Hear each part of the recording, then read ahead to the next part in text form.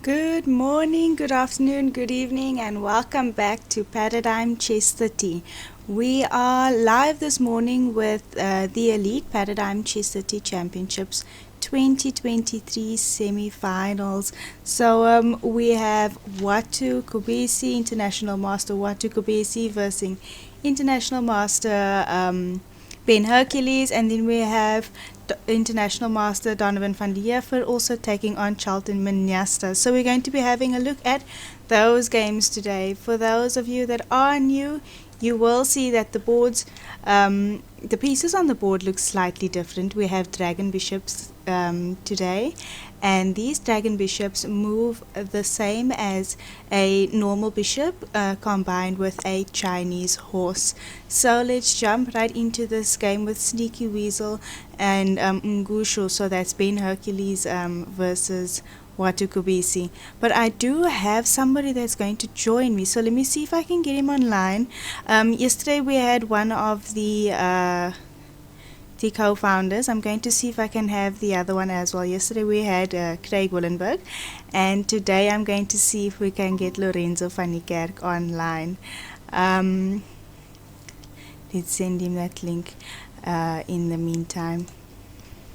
So then he'll be joining us, and he can also give his insights on what he's thinking about the game. Of course, he was also part of this tournament in the preliminaries, just giving everybody a run for their money as well.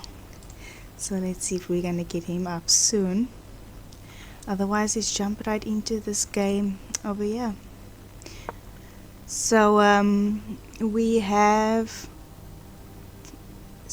knights are developed, dragons is developed, dragon is developed here on d3, and black seems to be developing his knights first. So everybody's following different strategies, different general principles, but it seems that these dragon bishops seem to develop in the second and third rank in most games, followed by the knights as well.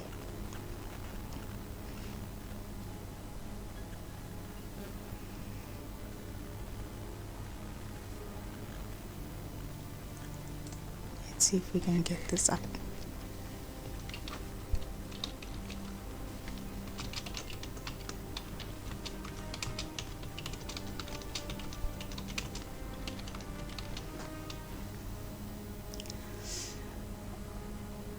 Alright, so while we're looking at how they are developing, let's just jump on over to that other game as well.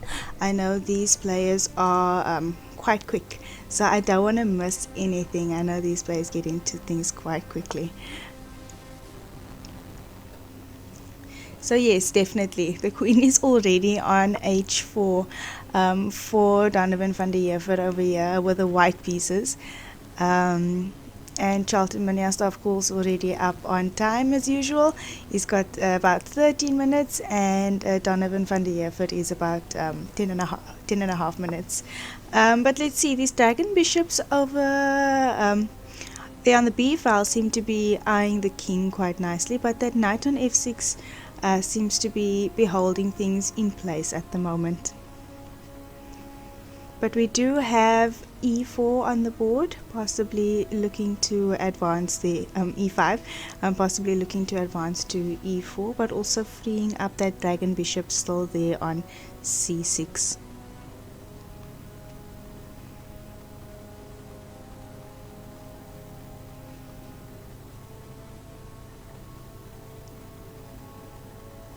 And then of course, yes, as I was saying before we started looking at the games, this is Paradigm Chess30. So we have the dragon bishops that are different, but we also have 30 positions that are generated from the start. So we get those 30 positions because the king and the rooks remain on their original squares, and the other pieces shuffle in between. So your standard chess position is one of the 30 positions, and there's 29 positions after that as well. So it's quite interesting when speaking to these players about preparation, because of course there's no opening prep per se, but they do follow certain strategies, and so the struggle for the center seems to be one of the main strategies. And I've also seen some gambits come up as well, but yes, some of them pointed out that the gambits possibly work better in the shorter time control.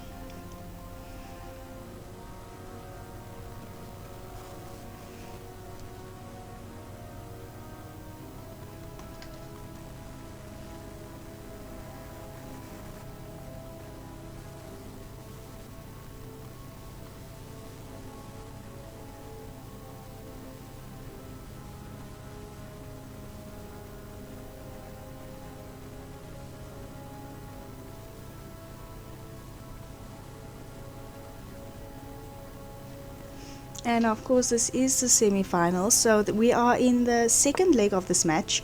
In fact, because yesterday we had them play the first match, or first game of the match. So with Watu and Ben won that one yesterday. What an exhilarating game we had yesterday. That was amazing.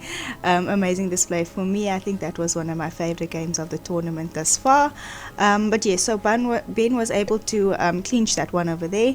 And then Charlton and Donovan, Charlton of course dropping his queen there yesterday, did not survive that game. So we have Donovan leading that match as well. So definitely so much to play for. If we do have Watu winning today, this morning, we will run into a tie break with Ben and Watu. And if Charlton also pulls a result today, we will then have a tie break with the two of them as well. Of course, if both Ben and Donovan win, or either one of them win, then they move on to the finals.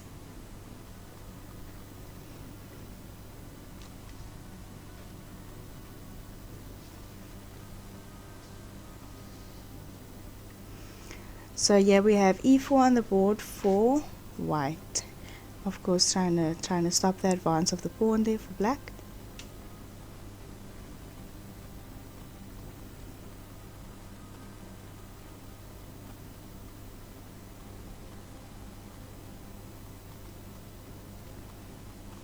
But at the same time now, I think closing the center a little bit, and then these dragon bishops will probably have to make their way around the center again to reach the king.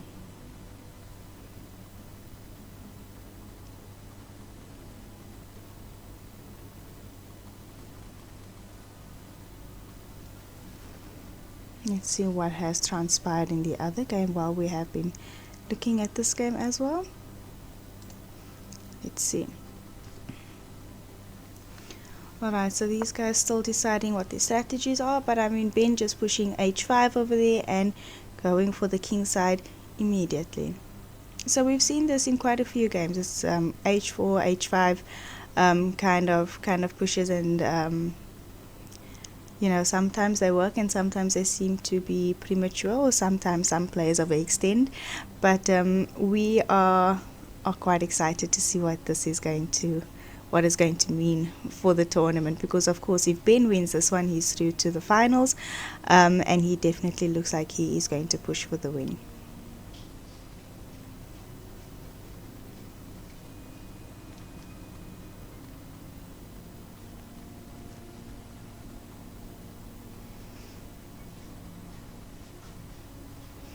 So I suppose immediately over there he is possibly pushing to push the knight back to f1 by playing h5.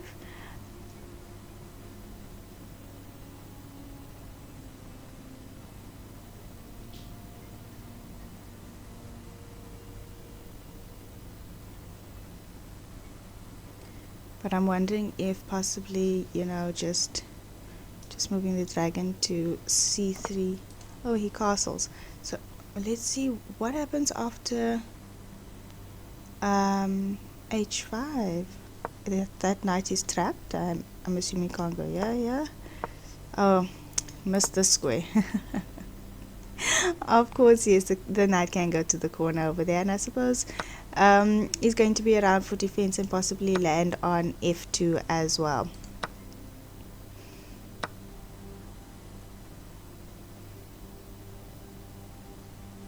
Yeah, these guys are definitely moving fast. Charlton and Donovan van der Heever. Definitely a lot further into the game. Fairly similar pawn structure as well. But let's see what's happening with this pawn here on b4.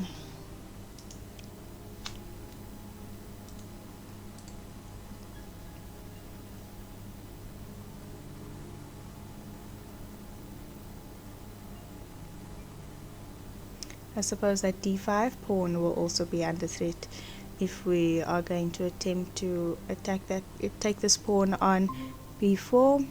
So let's see, I think I might have somebody joining me. There we go. Let's see if we can get the camera rolling, and then I will introduce you to my guest as well for today. I think this is the first time I'm having him on this channel, so it is extremely exciting to introduce you to Lorenzo van Niekerk. Welcome to our channel this morning. So it's strange for me to call him Lorenzo because he's actually my dad, so I might use it interchangeably. But welcome, good morning. How are you doing this morning? Good morning, Lauren. I'm doing well, and it's really great to be here. Fantastic. Like you said, I'm not used to joining, but yeah, I will do my best and just go through the games and analyze it and enjoy it and have fun. Yeah, no, definitely. I must say I don't have a chess engine to help me with Paradigm Chess30, but this is actually my chess engine over here. And I have him live today with me, so that's great. So definitely he's one of the co-founders of Paradigm Chess30, so it's fantastic to have him on board. So he's played a lot more games than most of these players, and he's always seeing the things off the board, so we're going to see some analysis over here. I'm looking at the Manyasta versus Donovan game right now. Are you on that game as well? Let me just check. I'm on Watu's game. Let me just check that one.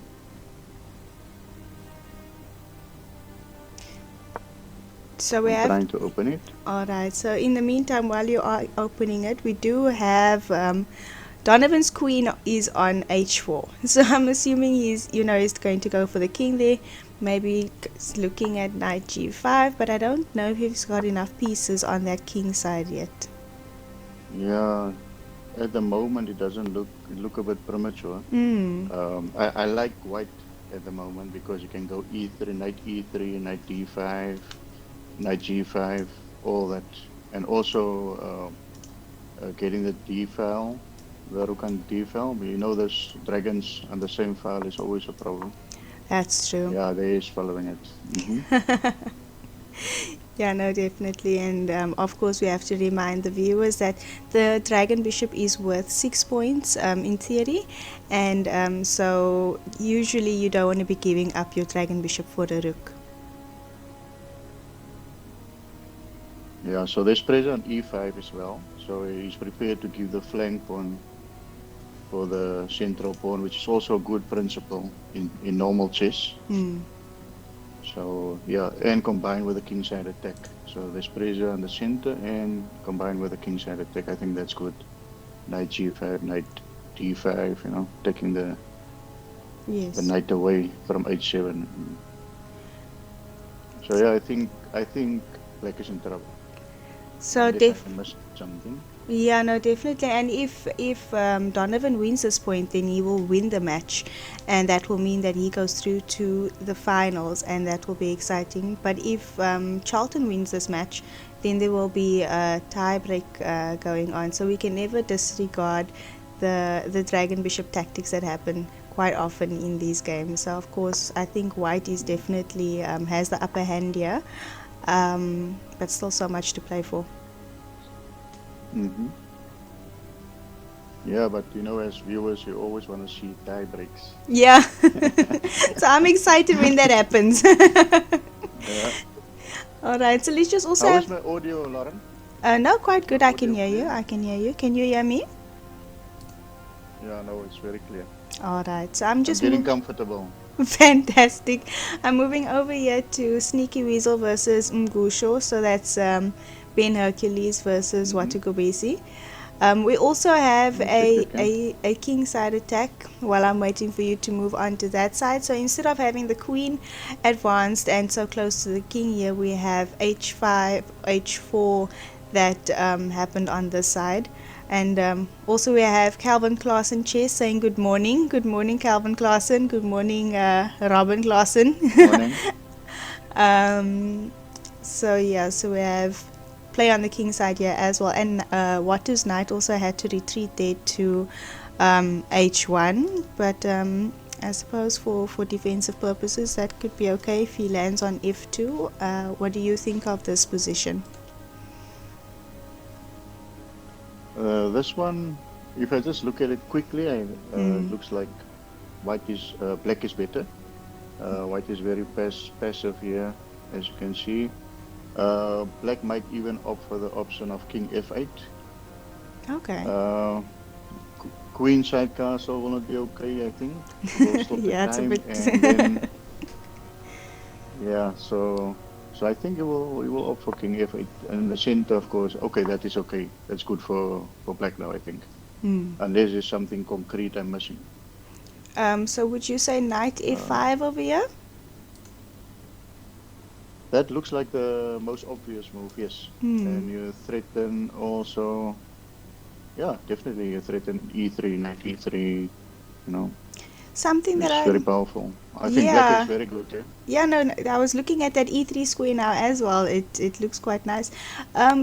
Oh, but dragon first dragon check. So of course dragon is checking the king, but we have to remember that these dragons cannot jump over pieces, so that would have been a nice dragon fork, but the dragon blocks that attack on the queen over there.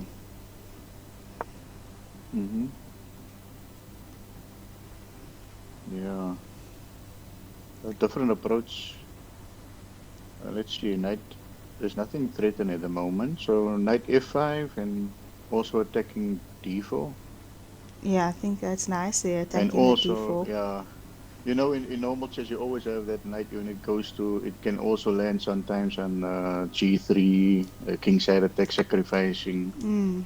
But in this case the king is not on h1, so, but yeah, white is suffering at the moment, I think. Let's see the time. I can see also in the time white was low on time as well. Yes. It's not easy to calculate. Yeah. With such little time. And I think that's what we saw with these two players yesterday.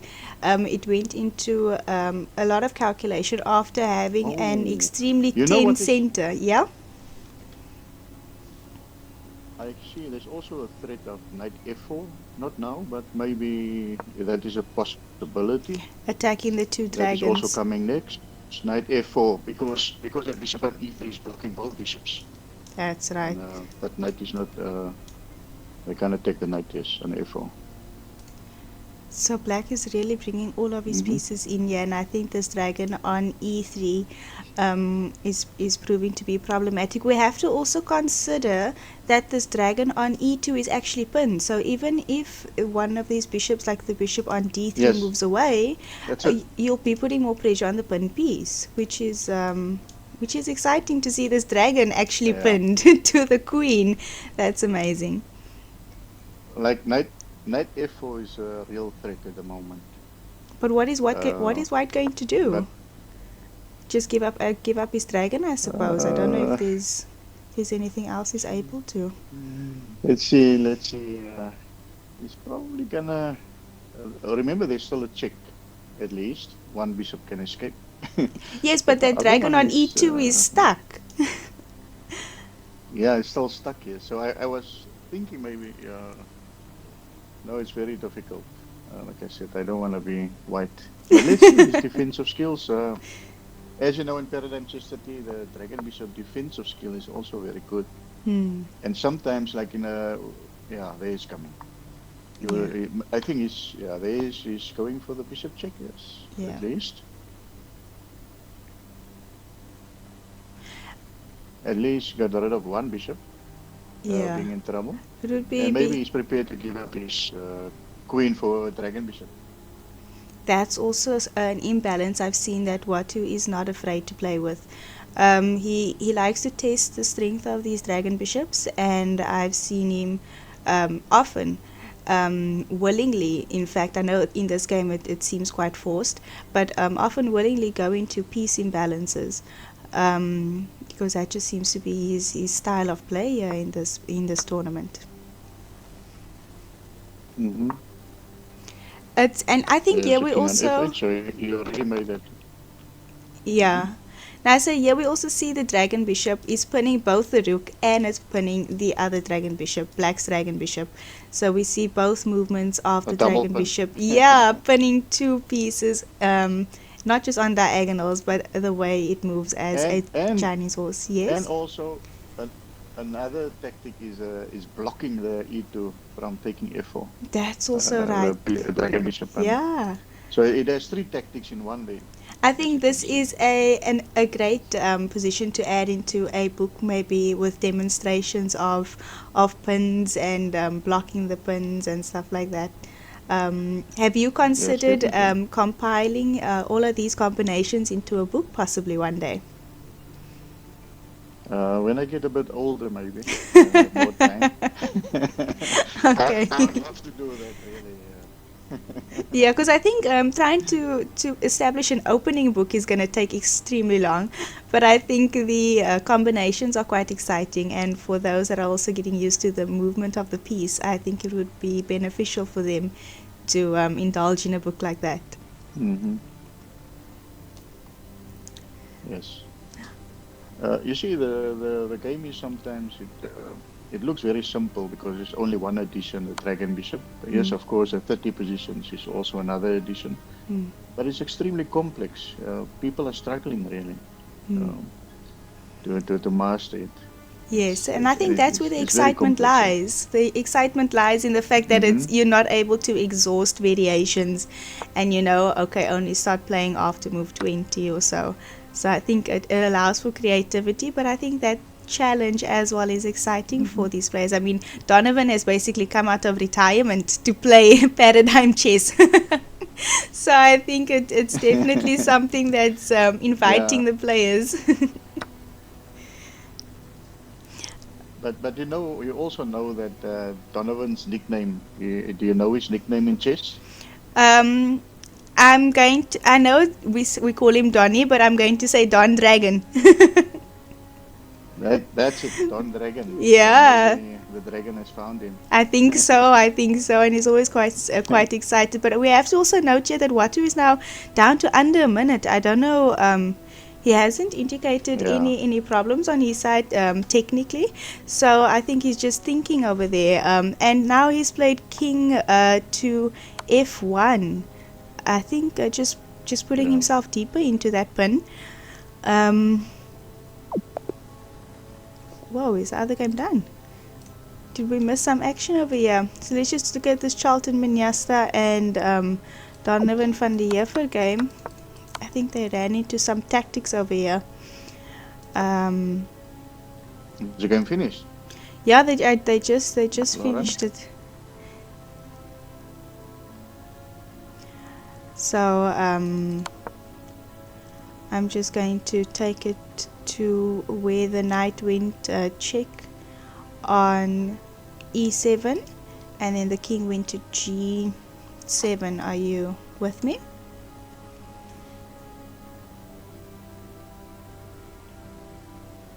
My position is still stuck here. I'm trying to refresh. Alright, so while you are refreshing over there, I'm going to see if I can possibly get these players online, or should we wait until the other two players are done, or should we try and get these players online? Yeah, I think wait till they're done, but let them stay on Zoom, otherwise it makes the cameras and all that. So I know Donovan, he's only able to stay for a few minutes before he has to change his location. He actually has to change his location for the next games coming up. Okay. So maybe we can catch him before he goes. He of course now has 2 points and he wins that match. Yeah. So let's see if we can catch Donovan. Yes, I think that's good. Yeah. Yes. Hi Donovan and Charlton, can you hear me?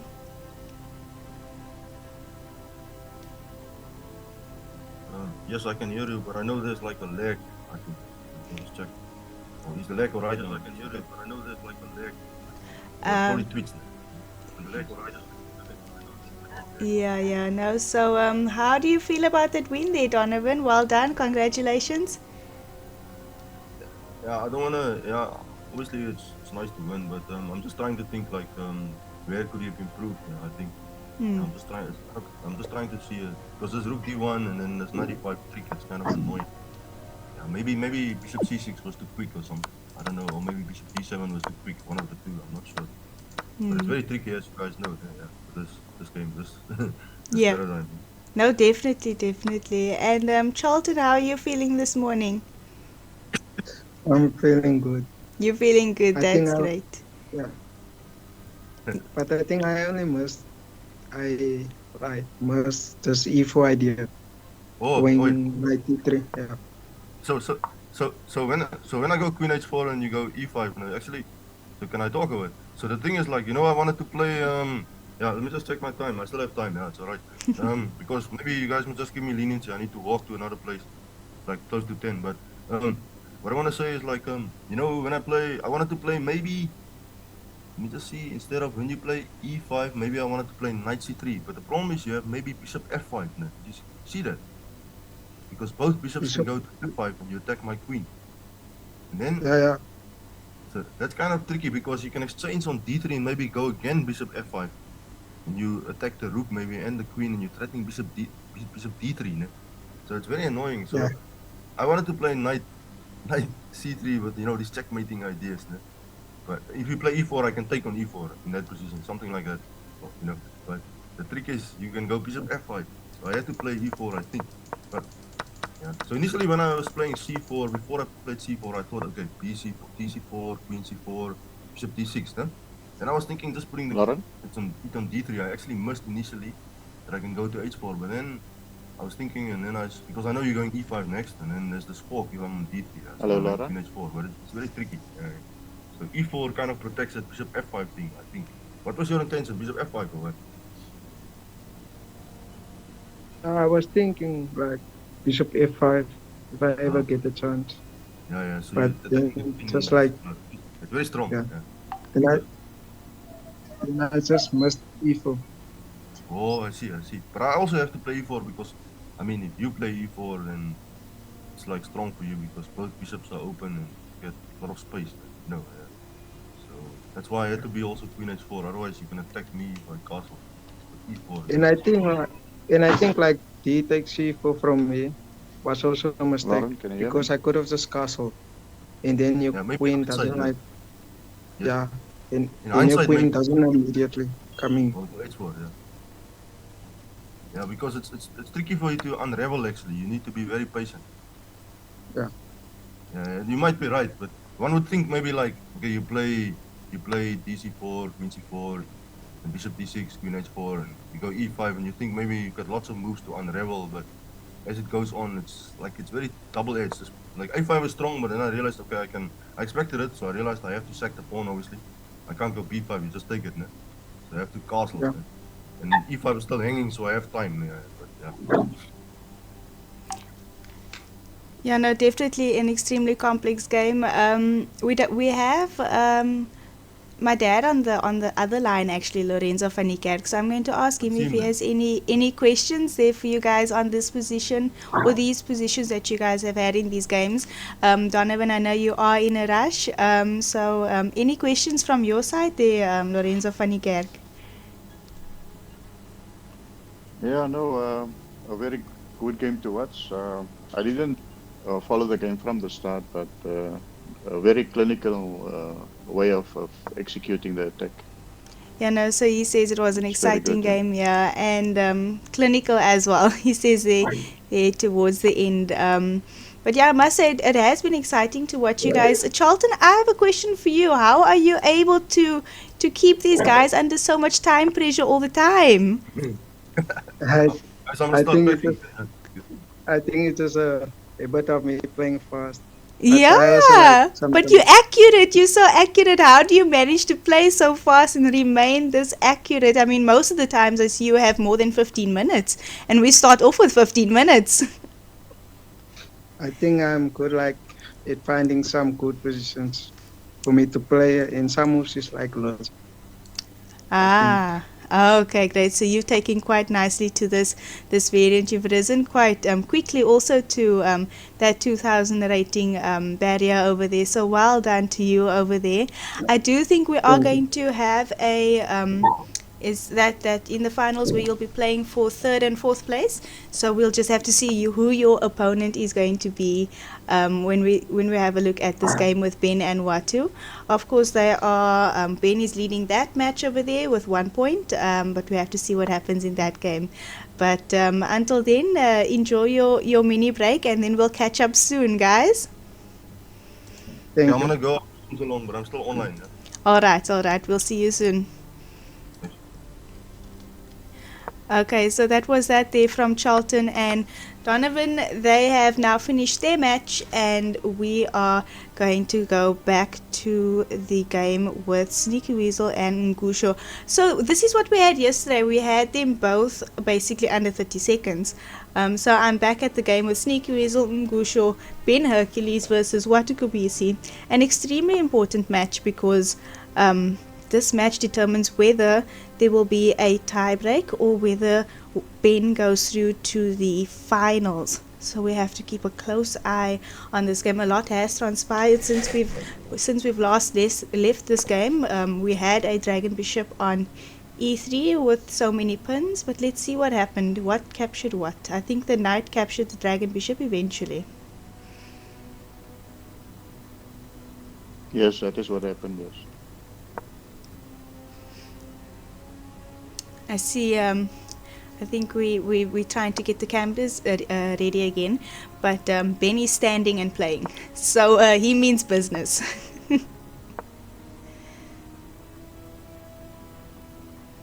Yeah, it's only a few seconds. Huh? Seconds is and I think the game of yesterday could also psychologically be affecting these players, because it was the same scenario yesterday. I think Black had the upper hand and they went into time trouble, and then just somehow White was able to pull a win over there. So this is exciting. Yeah.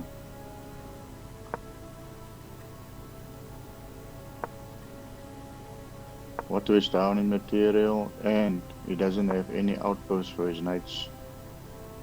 This makes it difficult, yes. And the king is still safe.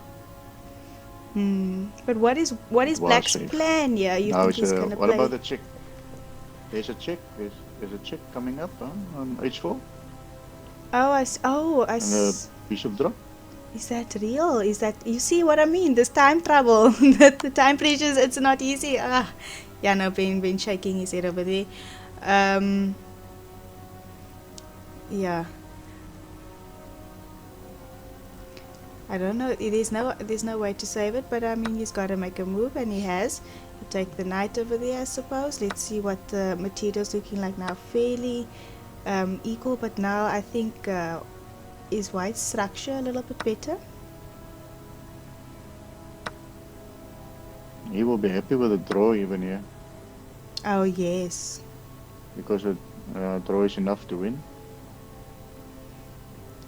Yeah, no, so these guys are definitely going to fight it out. I don't see Watu just, conceding to a draw, especially because of the standings. No, Black is better. If he can find shelter for his king, because A pawn will run. So it's going to be the A pawn versus the H pawn. Oh yes.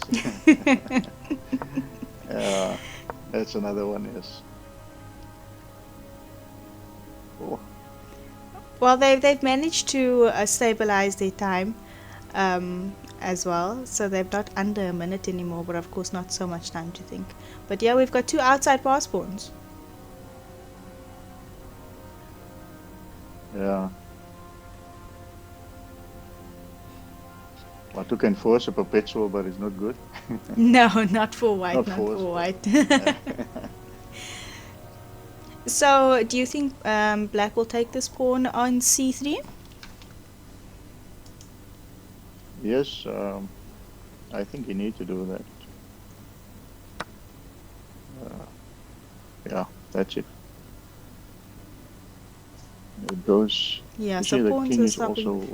Wow, this is. Really down to the wire. Yeah, like I said, the draw is enough for black, which make it easier. Mm. So I think Ben will go through, and he has enough time as well. Yeah, I think. And even black can force a perpetual at times because the king is weak. So Ben will definitely go through, yeah.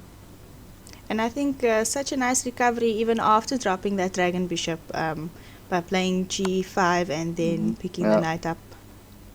Oh, so he's gonna probably. He's going for the perpetual option. Yeah, and probably. Or the mate actually. I'm looking at that if ideas. I'm looking if white is not careful, he can run into a lot of trouble. Yeah. Yeah.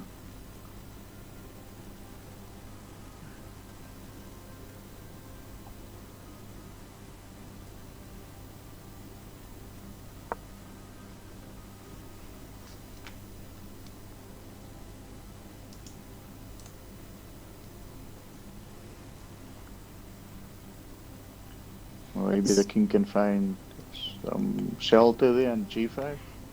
On on g5, I see. If rook c2 checking there, queen takes f3, king h4, it's gonna run. It's crazy. Wow. We're saying shelter on g5. I don't think I've ever heard anybody say that before. For the king to find shelter. Now make it easy. He's going for the perpetual. No, of course. He's smart enough. Yes. He's smart enough, yeah.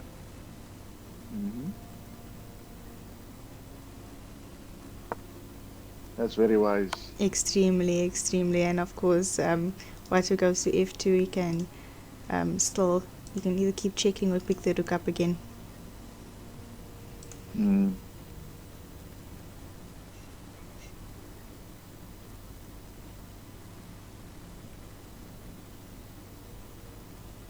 Yeah, no, but these players are definitely two of probably the most experienced players that we do have here in the semifinals.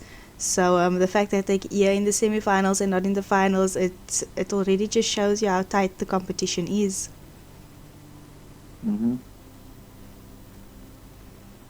It's good to see the game growing, especially with the youngsters coming up as well. Renasta, Regan, Palmer, and also Albrecht as well, and even Jiran Braaf I saw playing. There's a lot of interest coming from the juniors, definitely. And even we had somebody that is currently at university also that was playing this tournament, Mondre as well. So yes. It's definitely taking flame.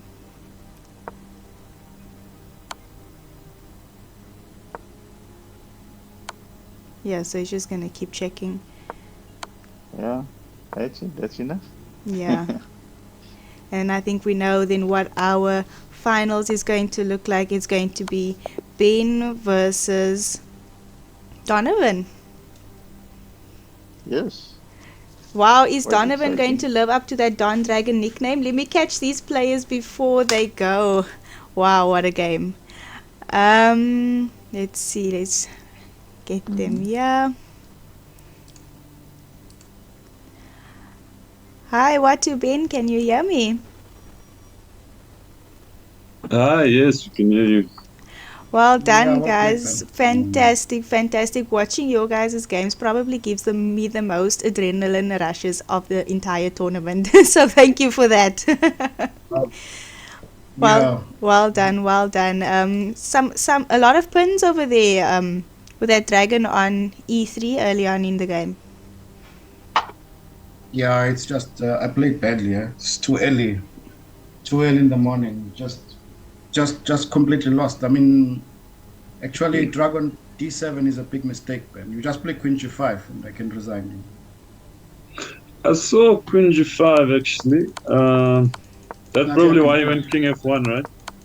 Yeah, of course. No, there was a move. There was like Rook C1 or something that I. No, the problem is that you are threatening. I just played horribly. You're trying knight g3 also. Wait, let's go back to No, I the think I'm position. threatening dragon 6 rook or something. I saw it as well. No, just queen g5 loses immediately for me. I mean, yeah, you gave me a lot of chances then, but I didn't have time also. But I was always lost, of course. Yeah, tough. Yeah. Yeah, no, No, I don't know. I just Dragon E2 was a bad move because also I saw after Dragon E2 you can play knight c4. It's still not easy. I have to play knight f1, but there's knight f4. Yeah, I was Dragon E2 deciding was just between that. Yeah. it was a horrible move, and then now this is just lost for me. Here, Yeah, maybe you have to try dragon f2 or something. no, instead of playing, let's see here. Actually, in this position, direct win is probably just not moving the. I think knight f4 maybe wins, yeah. Yeah, it looked good. I mean, because if I take the knight, you play queen g5. Now you're threatening queen g2, mate. sorry, when what to after knight f4? Instead of knight f5, maybe you can just play directly. What move? 11. Queen g5, Move 11. Yeah, rook f2. Maybe you can just play knight f4 here. And then you take my knight. Yeah. Now queen g5. Yeah, then dragon f1. There's knight h3, yeah? Knight h3, mate. So. Okay. Nah, this is just so bad. Yeah? I couldn't believe how I got myself into a bad position. But okay, you played knight f5, knight b3, check, king f1. But I think still try queen g5. Yeah, queen g5. There was like rook c1. You are threatening. You are threatening more than anything. Okay, you are trying to take on f2 also, yeah. But you're also threatening knight g3. This is the problem. Knight g3. Yeah, sure. I was looking at all these ideas, of course. I think I don't know. I just thought you can play like rook c1 or some move like that, but probably it's still winning. I mean, it should be winning. I mean, it's completely winning. Rook c1, you can just play. Yeah. I mean, your king is so weak, and yeah, rook c1. You can play probably. Maybe dragon takes e5 even, and then knight g3. I don't know. Yeah, but it was horrible. Yeah, well played. Yeah, that wasn't your best game, of course, but. No. I mean, it's yeah. I just got myself into dragon e2 was a very bad move. But somehow I think in my opening I didn't like knight d6 from you. I think white is better.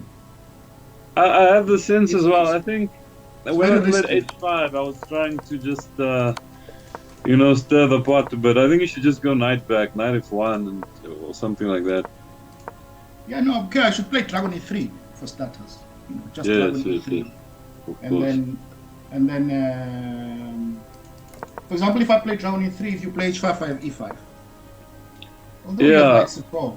Yeah, I always have knight c4. Yeah. Knight c4, but still dragon f2. Dragon f2. I mean. And after knight c4, dragon f2, and then the position is your central position is very awkward. Yeah. I mean. Yeah. Even dragon f2 immediately, right? Yeah, possible. Yeah. I just didn't like your central position. I thought, yeah, maybe just dragon f2 immediately. And then I wanted. Think you should just be yeah. The knight on d6. I mean, you are allowing me to play e5. I just didn't think that knight d6 I didn't like from you. I mean, it just looks awkward. But managed to make it work. Yeah, no, I agree with you. I was also unsure about it during the game. Yeah, no, it's not easier. It's not easy to know what to do. It's not like these positions are. Each position is so tricky and of course, very difficult to say exactly. Yeah, no, well played. All right, thanks, Watu. Yeah, no, well done to the both of you. I do have My dad actually on the other line on the on Google Meet, so we are on my side. I just wanna hear from him if he has any questions or comments to the players as well. I think he might even just add this Zoom meeting, and then he can ask you directly. Let's see if he is here. Can you hear me? Are you there, Daddy? I think he's still on mute. Lauren? Oh, there you are. I'm in. Yes, the players can hear you too. Welcome. Hi, congratulations, Ben. What a tough luck on that one. Many. I just have one question on that position. I like the move Dragon Bishop G5. Maybe you discussed it already, but I was thinking of F4 as a possibility. Did that cross your mind? Instead of E5, that doesn't sound. That doesn't look right. E5, F4 maybe, Yeah. but because Dragon E3 was extremely strong there. Yeah? No, but F4, Yeah, but E4 Dragon, hangs, yeah? Dragon takes E4. Yeah. No, E4. The E4 then pawn takes pawn or what? Sorry? Instead of E5. What's your Which plan move? there after F4? Dragon takes E4. Yeah, yeah. No, yeah, we've discussed this. Hello? So I already messed I up dropped here. out. Dragon E2 is the main mistake. Dragon E2 is the culprit. I should just play Dragon F2 or something, and White is still pressing here. But Yeah. sorry, I missed that analysis. I just dropped out. F4. Oh, what is your? If what you F4, playing then of F4? unfortunately, Black has Dragon takes E4. Dragon takes E4. Yeah, Yeah. No, I'm talking about. not this position.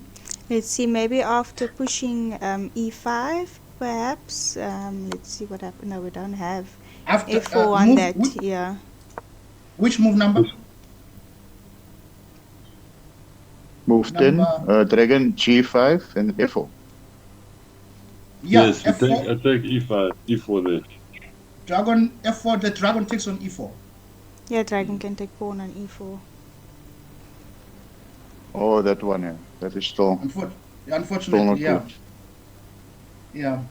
No, the main Well- culprit was Dragon E2. This was a big mistake. I just completely forgot about the black squares. I mean, I should play Dragon F2. It's funny, actually during the game, I was wondering if you shouldn't actually give me that E4 pawn and go F4, F5 or something like that if I take with the knight. When? Yeah, I was thinking maybe you should actually allow me to play Dragon takes E4. But I didn't see. I looked at it briefly. Yeah. There's no play. Unfortunately, if I play, how can I don't have F5. Because the problem is that if I play F5, your Dragon on B8 starts to be alive, you know. My knight on H1 is horrible. Yeah, sure. Nah, there's no compensation here because the knight will sit on F5. If I play, for example, knight F2, you take on D3, and then you just play knight F5. And No, you exchange on E4, I think. And then, yeah, but if I take on E4, you take with the pawn. This is the point. yeah, sure. I was actually going to, yeah, that's right. Yeah.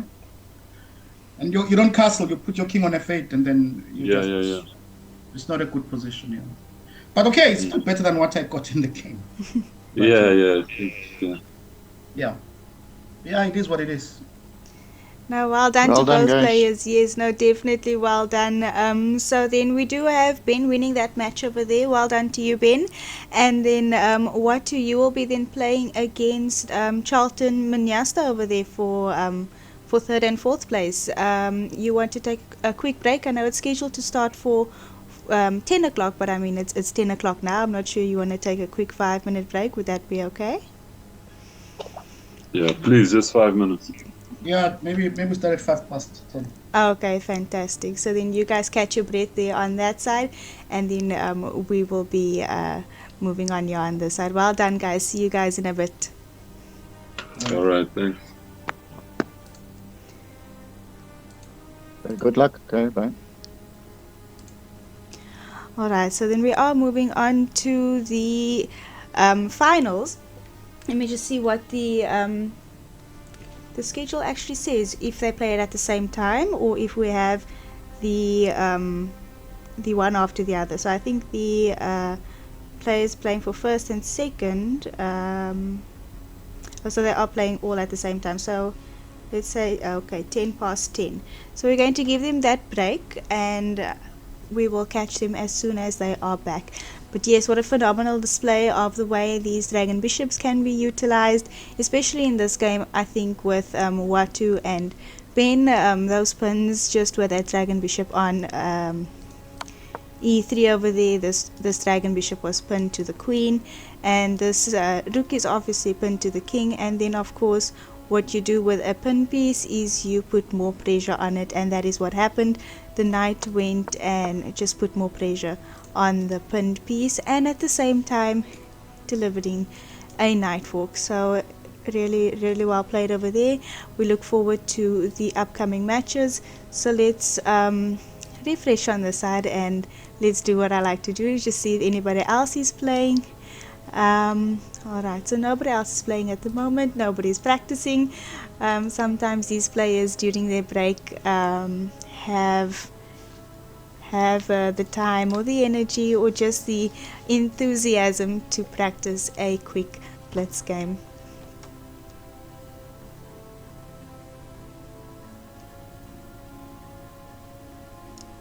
So we did not have any tie breaks. I think that was the first time in this tournament there was no tie breaks. We had tie breaks in the quarterfinals, and we had tie breaks in the preliminaries as well. So this one was quite clear cut over here. So we have no tie breaks. We're going to go straight into that in about 8 minutes.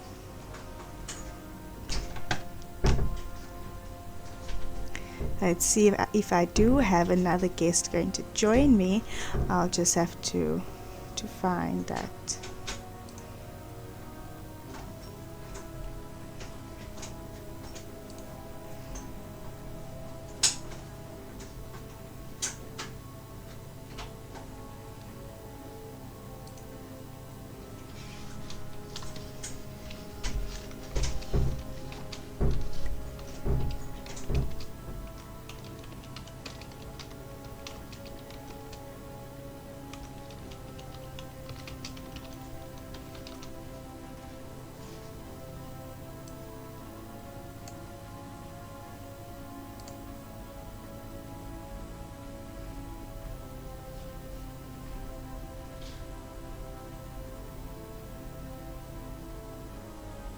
Okay, so while we're going to try and get the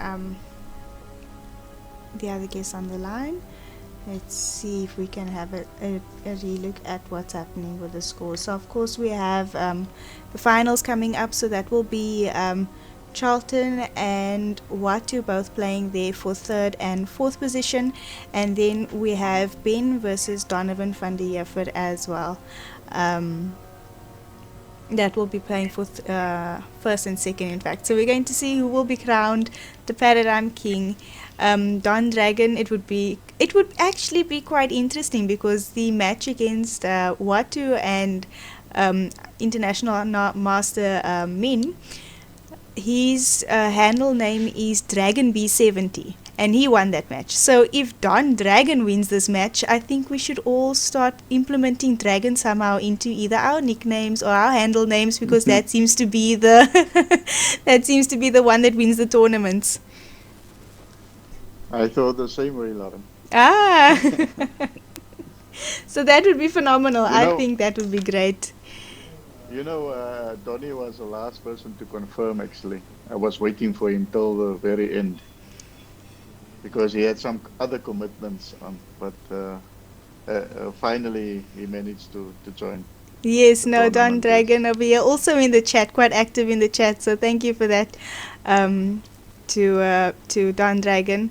And I'm like you say last minute he just decided to join, and I'm so glad he did, because he seems to have more experience with the dragon. He's had dragon in his name a lot longer than these people have known how to move the dragon bishop. So let's see what happens in the final there with him and Ben. Who do you think? Who do you think is going to win that one? Ben got more experience, but I think Donny will be very motivated. He started slowly, but I think he will be very motivated to win this one. So you know how it is when the spirits are up, and Now, Don Dragon also just wants to mention here in the chat that he's in Durban watching the World Table Tennis Chess Championships finals. So he's in a final and he's watching finals. I think that is inspiration, so much inspiration over there.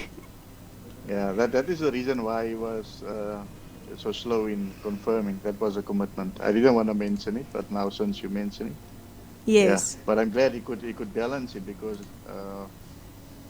Maybe we should also look at a table tennis / paradigm chess 30 tournament. I think that would be great. Table tennis, one game. I played chess and table tennis before against Maxwell. Yes. It's very exciting. You play one game and one game blitz. Yeah. Yeah, no, definitely exciting. I see the players are all back online. They seem quite eager. Let me see. Donovan also says he thinks it's on DSTV 1 p.m. till 3 p.m. So anybody that wants to tune in on there and join Donovan on his exciting journey in Durban can tune in over there. But let me just hop on over to the players. Just if everybody's set to start at 10 past 10. Or if they want to start immediately. Let me just unmute myself.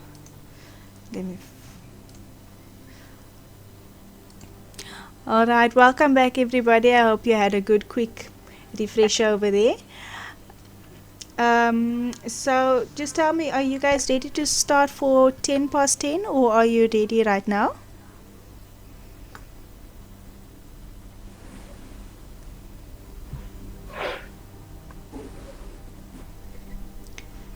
For me. Sorry, I didn't hear that. Oh, it's fine for me. I don't know about the other guys. Alright, so let's see. I'm also ready. I'm just gonna, I just put in my earphones when the game is started after stopping this Zoom. Okay. I'm just mentioning it. Alright.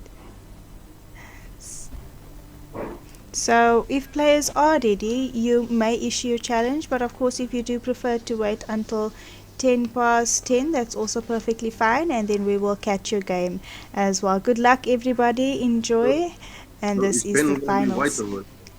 Charlton, are you going to challenge? Or, Then you can challenge me. Okay. Charlton, are you going to challenge or should I challenge? Or?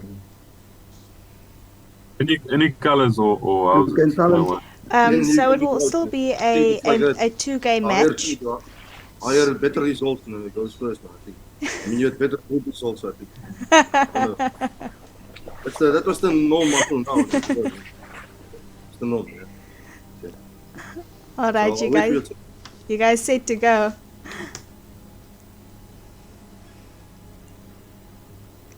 All right, so let me mute myself, yeah.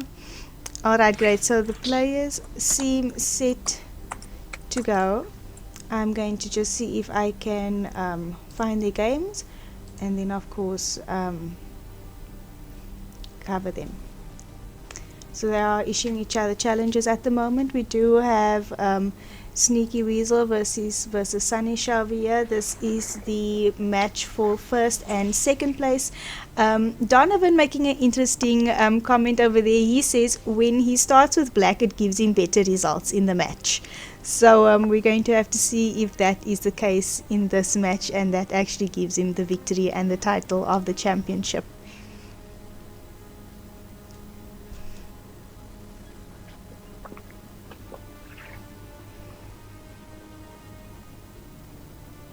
Lauren, can you hear me?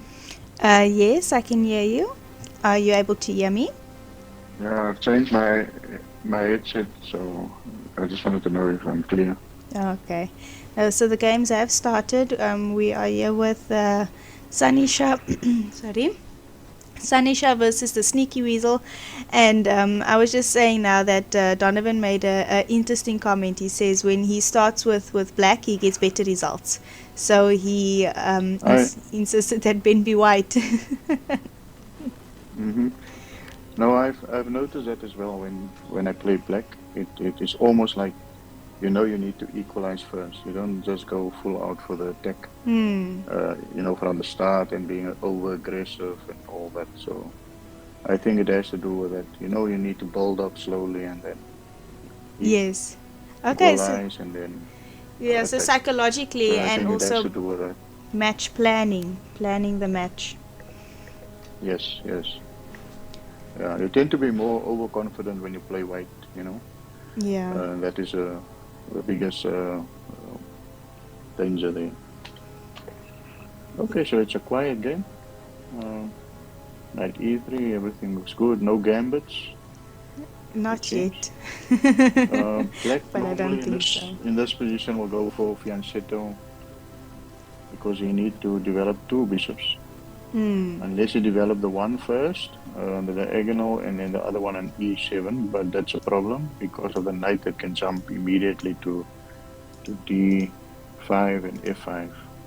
Yeah, hitting that dragon on So he will probably e7. he will opt for the fianchetto option. Yes, it prevents a knight from landing on f5 as well. Yes, and I like the fianchetto in the Paradigm Chess30, and especially in positions like this because it actually allows for both dragons to develop even on the same side. Alright, so I'm going to hop on over to the other game as well. I just need to see if they've started. I'm sure they have. So let me just pull it up. So that is Charlton Manyasta versus Watu Kobesi over there, playing for third and fourth in this final. So they have started. Check that one.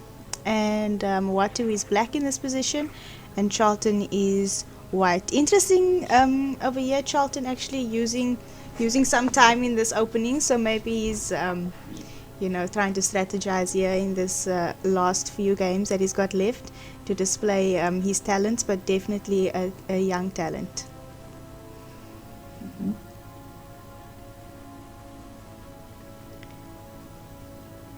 So it seems Charlton is going for the fianchetto option over here on this side. He's gonna go for a big center, c3 and d4 and dragon f6, f3. So that is a plan. Also preventing the knights from landing on f4, d4. So he has accomplished that. That's why I think he will do c3 instead of knight c3. Yeah, and then he can develop his bishops nicely. Yes. But let's see. Now I also think as this tournament has progressed, the players are making less holes in their games, in the sense that they are more aware of those knight outposts and how dangerous they actually are. If you're looking at the preliminaries, there were a lot of games where the knights were actually dominating in the games, and I think as time has gone on, they are being tamed by these players.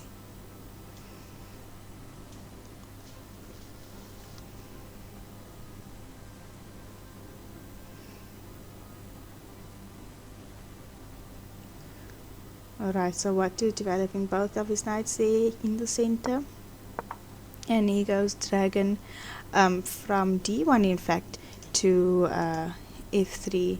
I wonder, is this dragon going to go this way to h3?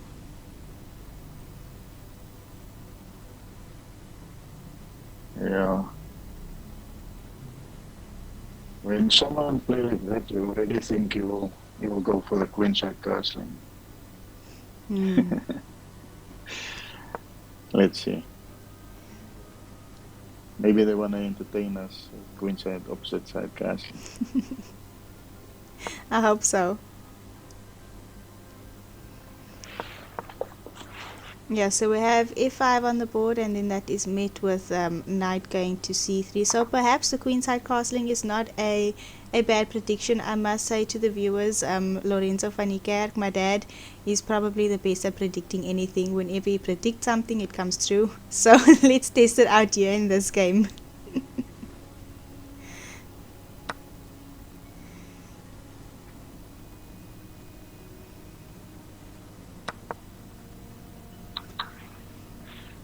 So Watu taking there in the center immediately. Although both players have the option of castling queenside in this game.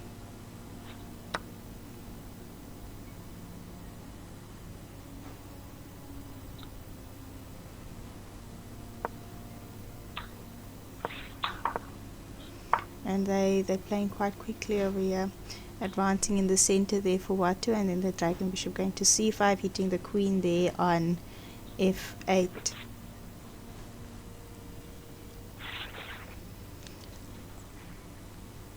I think let's have a look at what the other two are doing.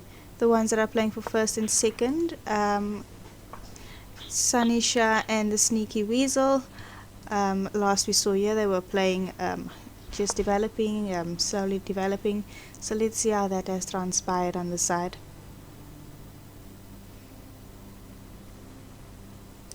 So White has yet to decide what he wants to do with his dragon bishops on this board, and Black has deployed both of them.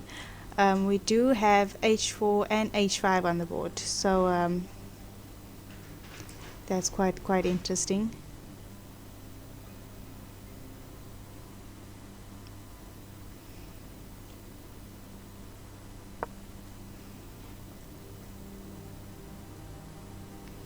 The dragon h3 over here.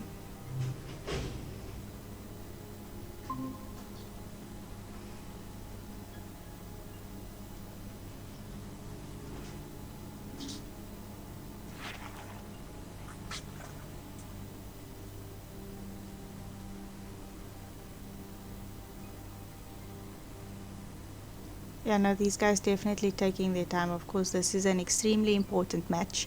This is playing for the title. The match has just started, so they do have a clean slate.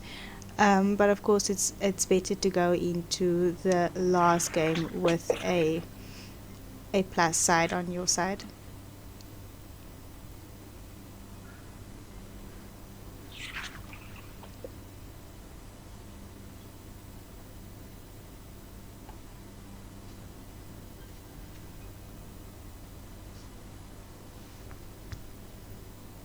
Lauren, you there? Yes, I'm here. Can you hear me? Yeah, the connection is not so clear, so I dropped out and I'm back again. Okay. I'm just looking at this game here with Ben and Donovan saying that they're both taking their time because it's so important to go into the beginning of the match and then come out of the first game with a positive result.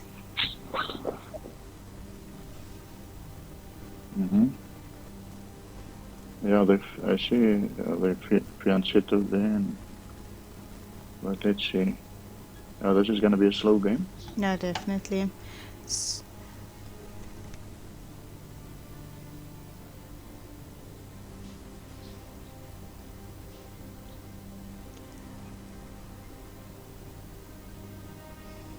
Alright, so I'm going to hop on back here to the Watu and Charlton game because their game seems to have they've moved on quite a bit from the opening. Yeah. So I'm wondering here if Watu would, go for the exchanging dragons, because he is definitely the more experienced player, in normal chess as well. But then again, he's also extremely experienced in Paradigm Chess30.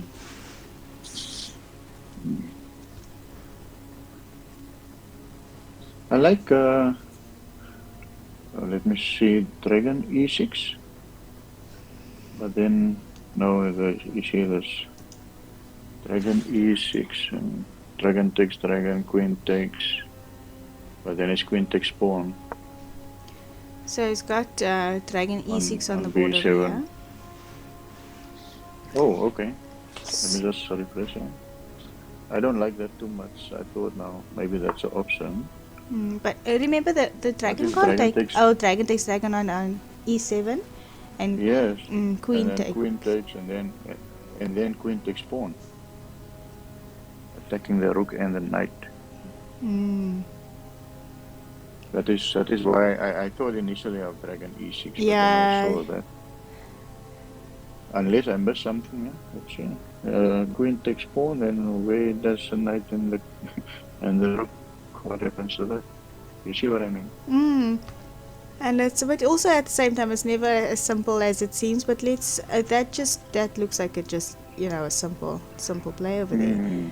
That doesn't look nice. Unless, let me see. Oh, I can't see anything, eh? Because b7 will fall, eh? Okay, so he doesn't go for that. He goes for f4. Was there something we were maybe missing? If dragon takes dragon, you can't even go attack the queen in the meantime because you're just going to be dropping a piece as well.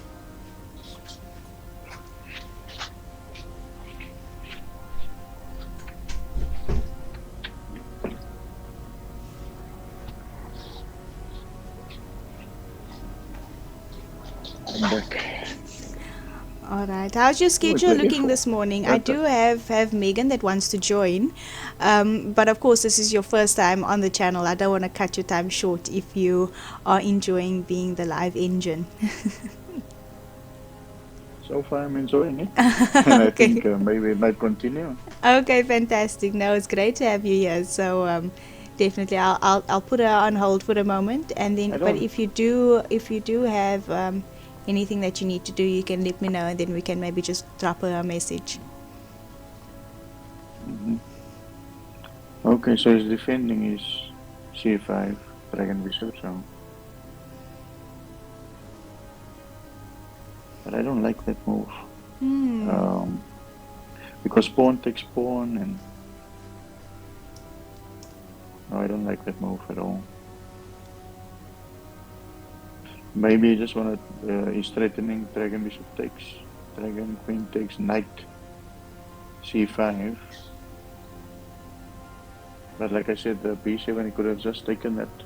I think that would have been simple. I think we can definitely ask them about that after the game as well, if they even considered it. Yeah. Yes.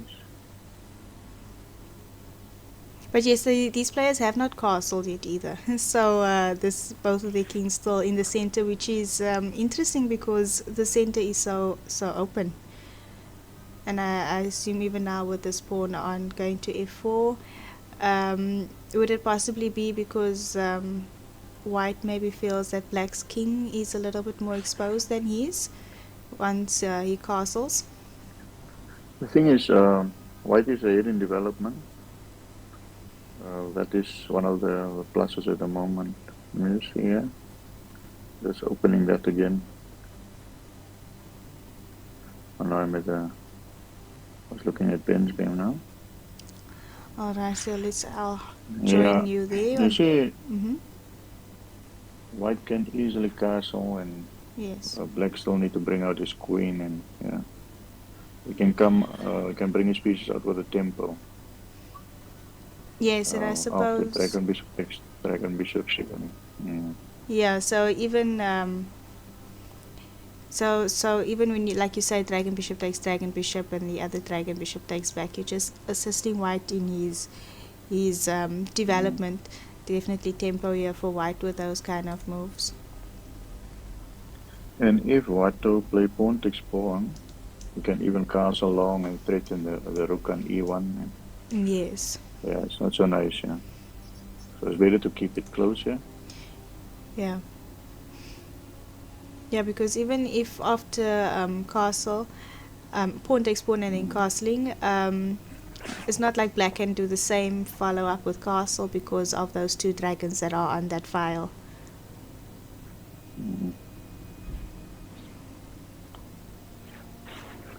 Now black is having problems now.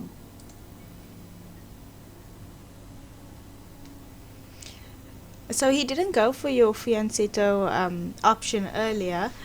It seems he pushed his f pawn and got his bishops out that way. Always so many different ideas.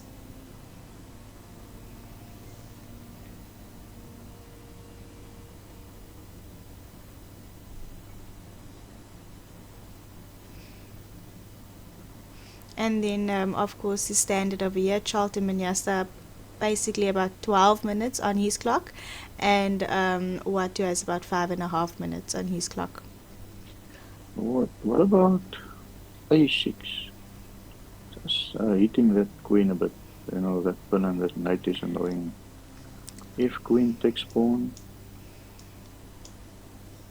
you see, then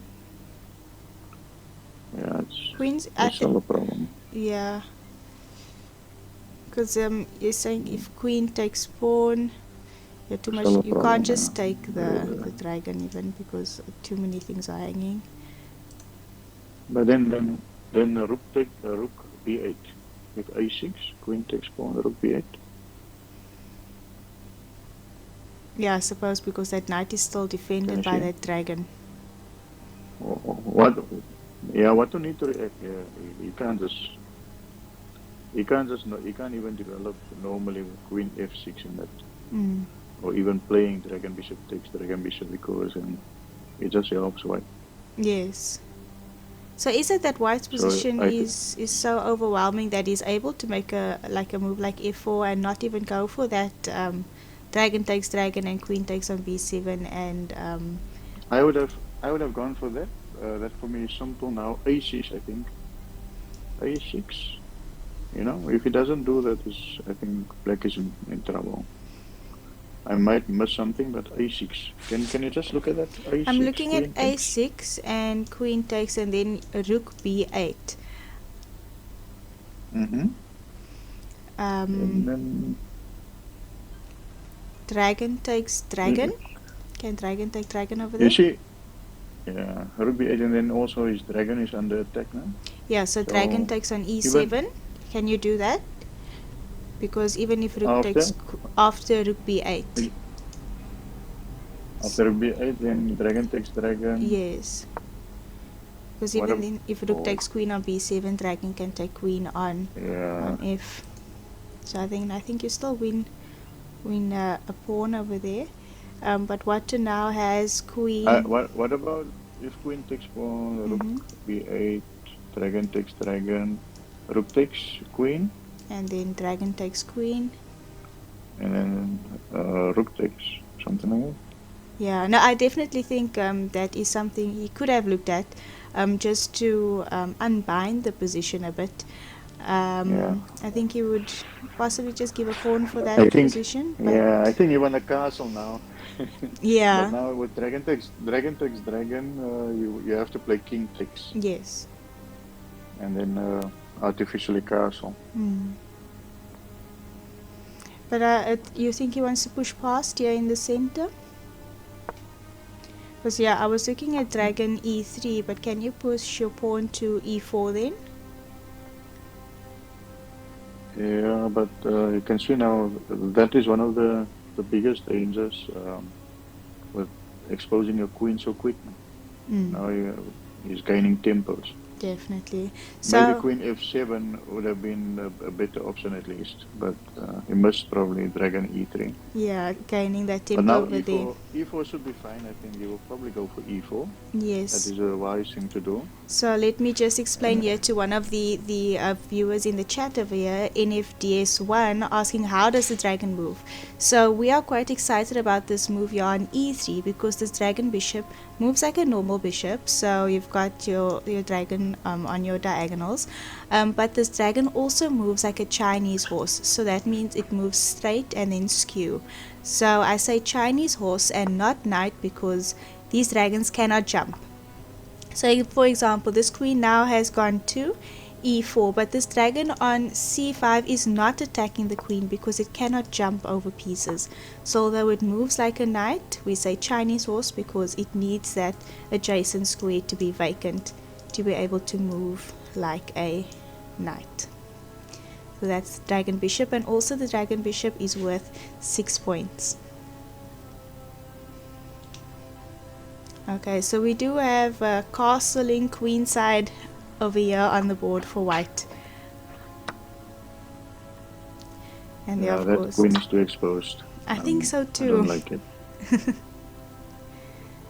Because even if now dragon takes dragon, I suppose. But I don't know.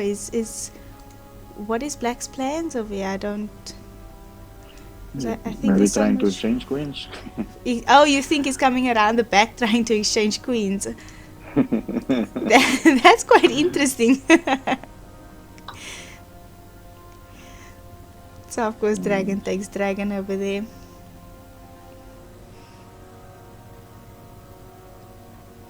Yeah, this queen does seem pretty exposed, and the king is also still in the center.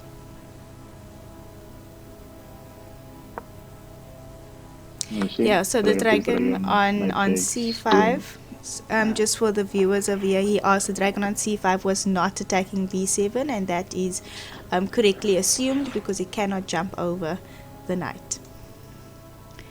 So, but now the dragons are coming off the board, and it's going to go into a normal position. So then, are we going to take with the knight over here? Definitely. So hitting the queen and that Otherwise, pawn on b7. it is just castling. If you play queen takes dragon and just long castles, Yeah. I think it will be okay then. Yeah, no, I agree, definitely. So when knight takes, you still, so that's what the nice thing about the knight. So the knight still does jump. So that knight on c5 would still be hitting b7, unlike the dragon bishop. So knight takes pawn over there, hitting the queen as well. There we go. So what did I tell everybody? The predictions coming from Lorenzo van Niekerk are accurate always. Even if it sounds a little bit obscure, it's usually accurate. So that queen went in behind wanting to exchange, and so it occurred. Alright, so I'm assuming he's going to... So many things happening here with the pawns now. Picking up that pawn in the center. 2, 4, 6.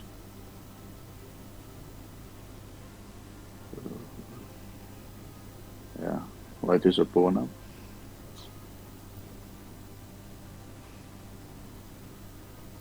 Yeah, and black, I suppose, can't even go for that pawn on a2 because that knight will become trapped.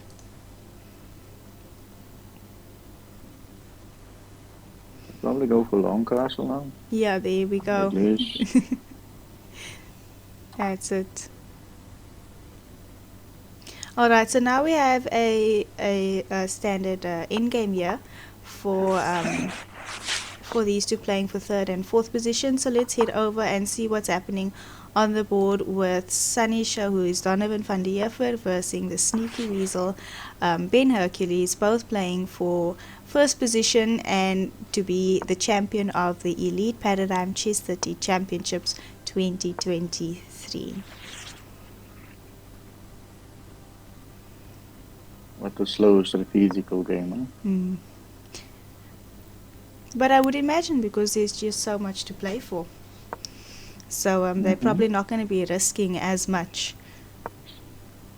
As you get stronger in Paradigm Chess30, you realize that you don't have to force for things. It will automatically, the dynamite or the explosion will happen eventually. No, and it so often does. It's so quiet, and then all of a sudden it's just open. Yes. And you see all the fireworks. No, definitely, and there's always so much tension on the board when there's so many pieces, of course, trying to figure out the plans, and then when the plans do fall into place eventually, it explodes. I definitely like I like black. I really like black, yeah. So black went there for a exchange dragon for a knight and a pawn. So we have to consider that check over there is checking the king, but it is not attacking the queen, because remember that dragon cannot jump over the pawn. But I'm not sure. I don't see that compensation. I don't see that compensation, yeah. And it's also low on time. Maybe the temperament there. Yeah, because I don't see it, because normally if you... Sorry? I don't see the squares for the knights coming in either on the king side, because possibly a square on g4. Yeah. I see. That is what I wanted to say actually. Is whenever you make a sacrifice like that, you must make sure you have a good outpost for the knight at least. Then it can become extremely strong and difficult.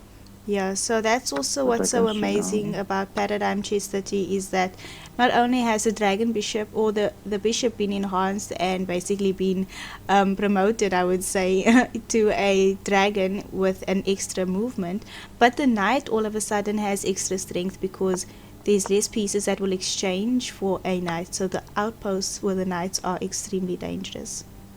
He's threatening knight takes e4 because that. But okay, now the dragon bishop is attacked, but that was a threat with knight f6. Knight takes e4 because the pawn is pinned, yes. Yeah, Yeah, but so I don't see a lot of compensation. Yeah. Yeah, especially if he's going to be able to exchange his dragon bishop. Do you think the dragon bishop would exchange for one of the rooks as well?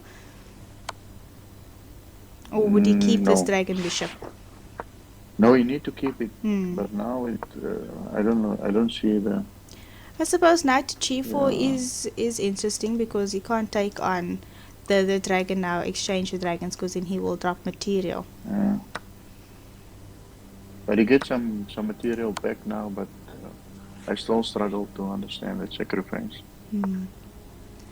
So hopefully we can just ask them there, after the game, or what the thinking was. Yes, it will be a dragon bishop versus a rook. 2, 4, 6. Yeah, how's a pawn situation? 7, 8. 7 versus 8. So one pawn up. So then the material would be equal, right? But if they go for dragon bishop takes. Yeah. If it looks at the value. If you're looking at the value, yeah. So technically it would be equal, but it would be nice to see that dynamic, how the dragon versus the rook and the pawn. You could see black was a bit impatient. I think so too. He's in a hurry for something. I don't know. It wasn't necessary. But let's see. Still a lot to play for, and f5 coming up as well, and all that, But then the king side is exposed, and it's not. In a situation like this, you would have been good f5, but the pawn is on h5 already. So someone asking here, why not dragon takes knight here from NFDS1? So we must remember that the dragon is worth. Well, so maybe here's some tactics, but we can see the dragon takes knight over here. Yeah. So is he hitting the dragon there on e3? So dragon takes knight, and then. So dragon takes knight, dragon takes dragon, I suppose.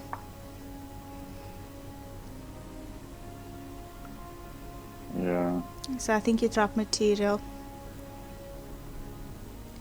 But I think that was a good one over there, because of course the knight was the one that was defending the dragon bishop on e3. Yeah, no compensation, and not much.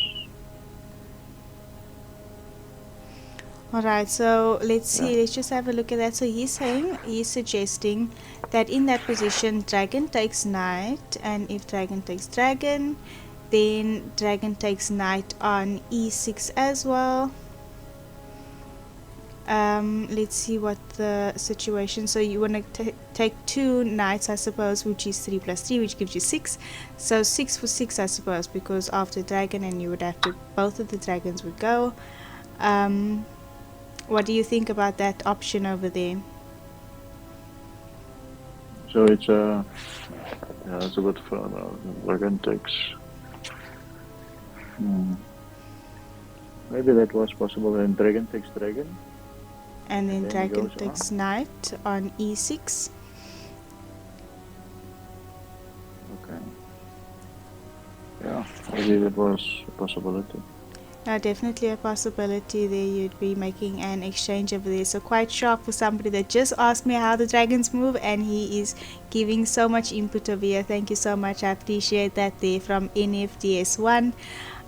So definitely something they could have looked at, and also something we can ask them also in the analysis afterwards. So Donovan did go exchange one of those dragon bishops.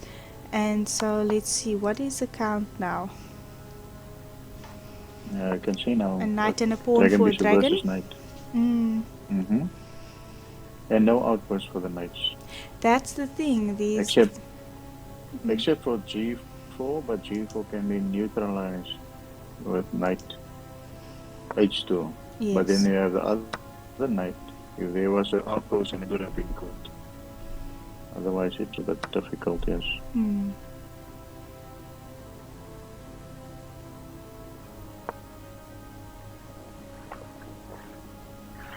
What is Watu doing? I Let's think have a that look. king. Let me check. So remember, this was the endgame. My goodness, what's happening here? Charlton Manyasta is rolling his pawns down the board on the other side. Yeah, Oh my. Watu will have to fight for a draw here. Yeah, I don't know. I don't know if it would be so easy to get that draw there, because those pawns not advanced too quickly. They're already on the 6th rank.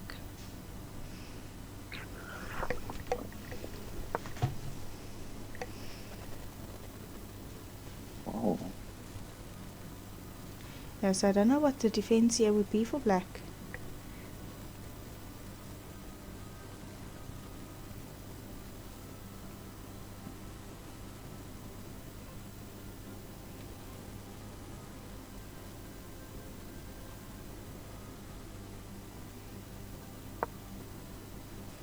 Watu's got about 1 minute on the clock as well.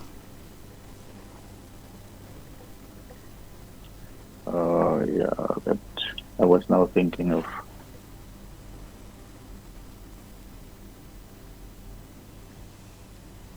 What is King D5 then? Then, yeah, oh, he's going for the He's mate. going for the mate, yes, of course. There will be no mate. No, they won't, and I think the queens will come It's onto the over board now, soon. Yeah, no, I think this is done.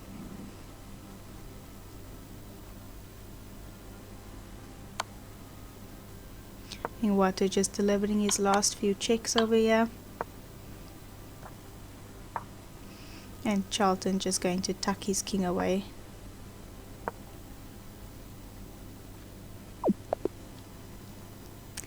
And there we have it. We have a result there for Charlton Manyasta winning that first round against Watu Kobisi.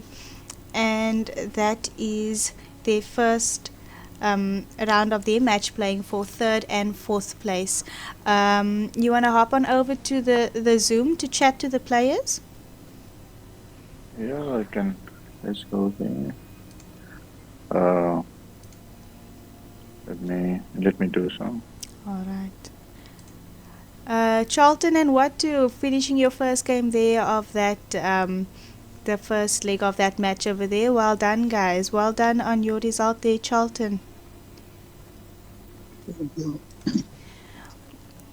Let me see. Do any of you have any comments on the game before I jump into to my questions? Not really. Prefer to finish the match first, maybe. All right, all right. So anything from your side, Charlton? No. All right, so I think we do have Lorenzo van Niekerk here with me as well.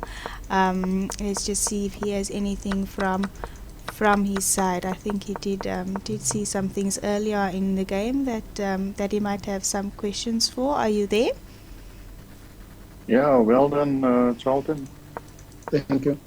Difficult one for you, Watu. It was difficult, I think, from the opening phase and trying to develop there. There was one, instead of playing F4, I didn't expect F4, but it was a good move afterwards, after all.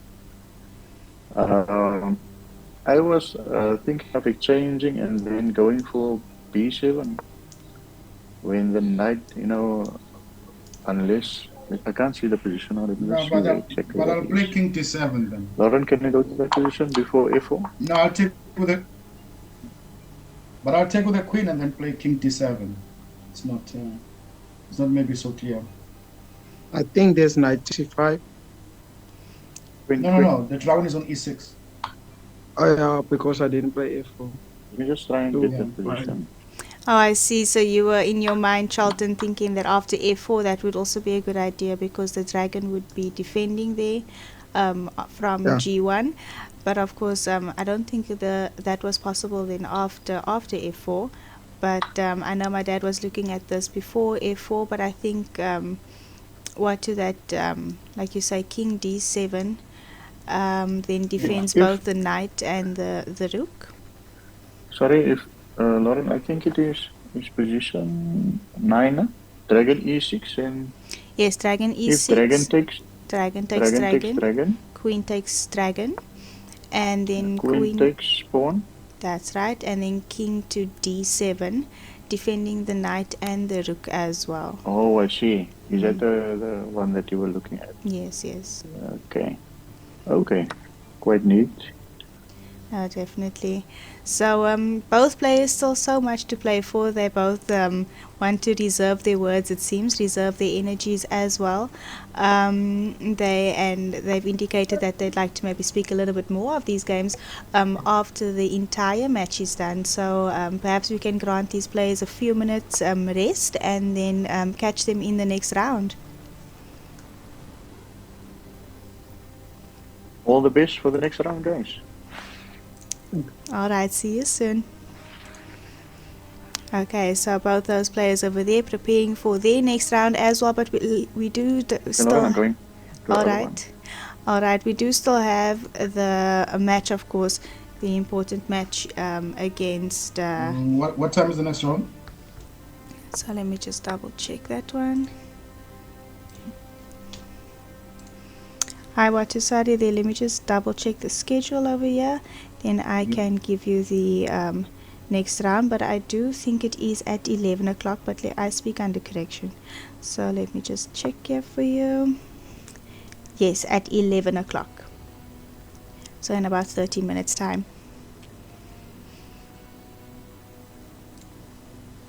Alright, so we're going to allow the players some time over there. And then let's see if we can see what's happening on this board. So we did have that material imbalance over here that Donnie opted for, and we're going to have to see what happens here.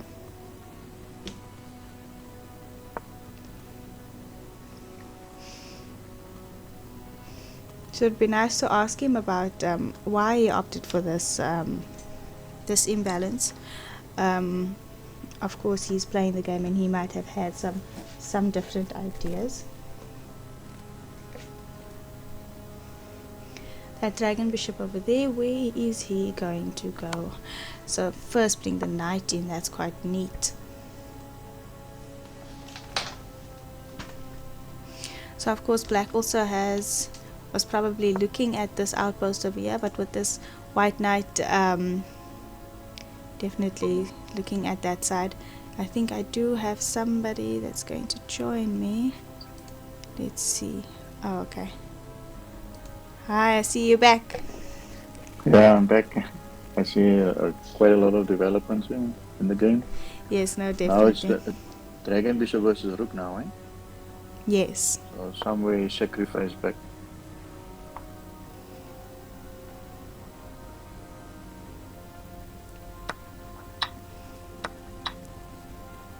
Oh, now it's gonna become, unless it's something more concrete, it's not gonna be easy for white. No, definitely not easy. Versus the vertical position. So that pawn in the center is under fire at the moment, and so is the queen. Yeah. So that's why I didn't like that rook check move. It looks okay, but you should have just hold on to that pawn. Unless there's something I've missed. You see, instead of rook f8, you can always do it. But just keep that pawn protected. Yeah. Yeah, you see that? Oh, that's Oh, okay. That dragon bishop will defend very well. So that Very dragon difficult. bishop is probably going to go to d3, yeah? Yeah, d3 will defend everything. Mm. That is the beauty of a dragon bishop. It will defend and attack at the same time. Dragon d3 and then dragon f4 eventually, covering all the squares and attacking g6. You see what I mean? Yes. Now it will go to f4. Yeah, he must go. I think he must go to f4 now, because if he doesn't go there now, then black has the rook coming down there onto the third rank, and he can't go anymore. No, yeah, attacking that g6 as well and Yes. defending e2. Quite dynamic. I think you guys definitely accomplished what you were trying to with this dragon bishop, increasing the dynamism of the pieces. There is some danger there. The rook can go to e4 as well after that. You see? Attacking the dragon bishop, and yeah, so there is some.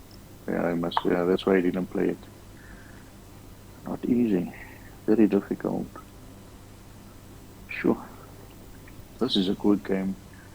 Now the rook can go to e1, is it? Not. Am I missing something? What did you say? E4. Rook e1. Rook d1. Rook e1. Ah, e1. Sorry.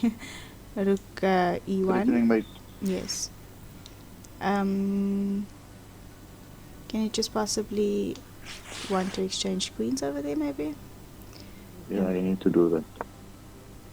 Yeah. So. We first go there. Rook d4. And Sneaky Weasel is also down to, he was down to 7 seconds. So this game is going to go down to the wire. Oh, time. You lost some time? No. The time is still running. I just saw the milliseconds. Oh, okay. Let me quickly refresh it. Okay. So both of them about 16 seconds on the clock. Of course, both of them not wanting to draw this game. Oh no! Check. Okay. There's so much happening. My goodness, the pieces just drop. Oh my goodness. These seconds are where it happens. Oh my goodness. That was sneaky. Wow. So, is there any way to save this tactic? Oh no. My goodness. If it's a diagonal check is difficult. Yeah, I think he's just gonna lose that one over there on time. But wow, what a game! So let me hop on over to the Zoom and then what the players have to say.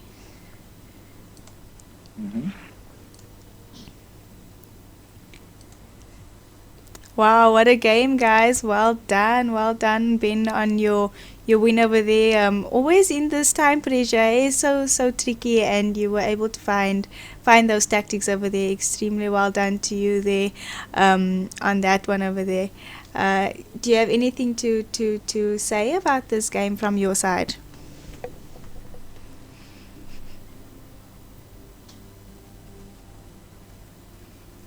I don't think I can hear you. You are unmuted.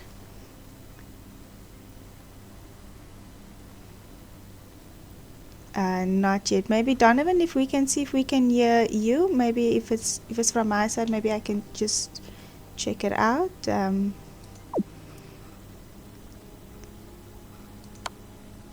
Let's see. Donovan is still muted.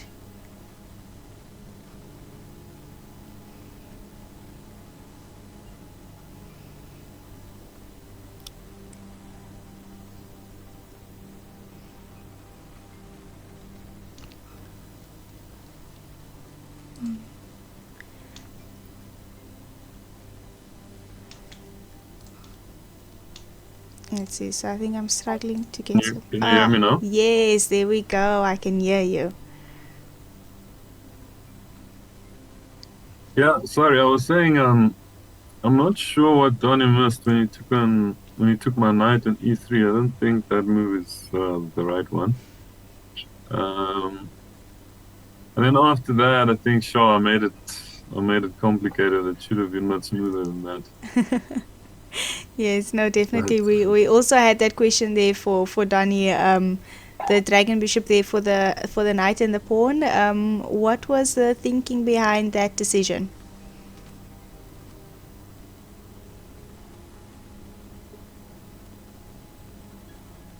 Donnie, can you hear me? Yes, I could hear him. So, you want to talk about this game already, or can we not play the next game? So yeah. All right. You prefer to first finish the match and then speak? Obviously, I missed the sticky move. There's no timer. You missed the sticky Yeah. move. That's right. Maybe I see now. I should have inserted maybe A3 or something. I'm just sitting here in a restaurant. But okay, so it doesn't matter. Just to complicate A3 or whatever. But it's sticky, man. Yeah, I can't come in with a rook. Yeah? Rookie one. Yeah. Yeah, but I think earlier, Donnie, when you play knight g4, I must just take your knight. I mean, you should play bishop takes g4 once because of bishop h6. Yeah, it wins immediately. You must. Bishop protects the bishop, man. That's the problem, man. I must protect. No, you know what I missed. I saw that you could take on c1, and those lines are all good. Then I take on e6. Sorry. So yeah, after I take on g4, it should be quite easy. But yeah, in my mind, next move is bishop h6. You see. Yeah, just bishop h6 and your bishop on c1. Also bishop on h6. That's the problem. It's just check. Bishop h6, man. And you just win. Sure. Yeah, sure. Simple. Yeah. But I must bishop on c1 is still there, man. You know. No, actually, I don't even think I need to play bishop h6. I mean, dragon h6. I can take on e6 as well. Okay, but it's alright. No, it's alright, man. Sorry, I'm sitting in a restaurant. They're playing loud music. Yeah. Okay. We can talk later, man. No problem, man. All right. No, thank you for your insight there. We'll see you soon, guys. I think the next round is at 11 o'clock. I know you guys just finished, though. So the two of you can start when you are ready. So maybe just about 11 for you guys, just to give you a little bit of a breather. And then we'll catch up again.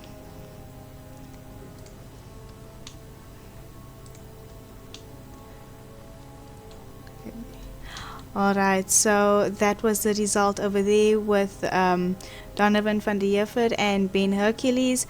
Also, both players giving their insight on the game. I think Donovan reserving his comments there about the Dragon Bishop for the night, possibly until the end of the match. But what they did note was something that our viewer pointed out. In FDS1, that dragon takes g4.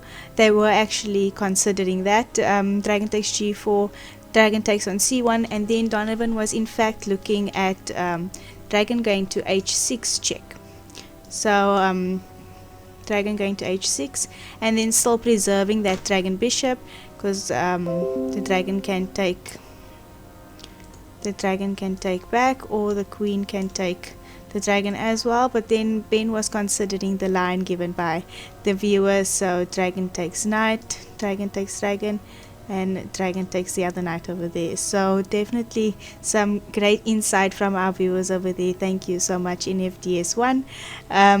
But yeah, so they're going to just take a quick break. We are scheduled to start at 11 o'clock, so the other game might come on at 11 o'clock, but of course giving those two players just a moment's rest before they start as well.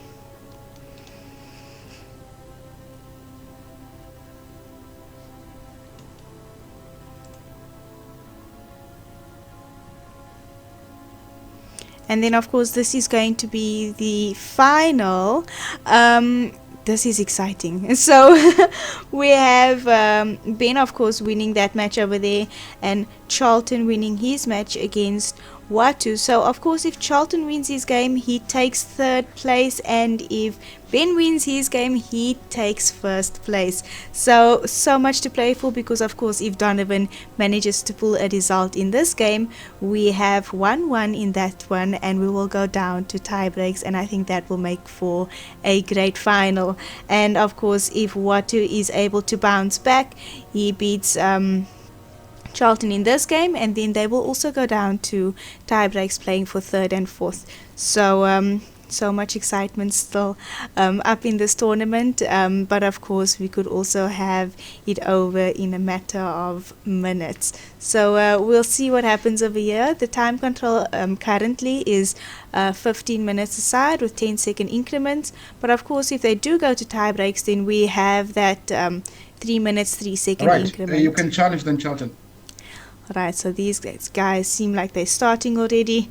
They don't waste any time, so we have Sneaky Weasel versus Sunny Shell with their second round of this match, and Ben going in this one with the lead, and he now has the black pieces. So we'll see what he does over here. Hi, welcome back.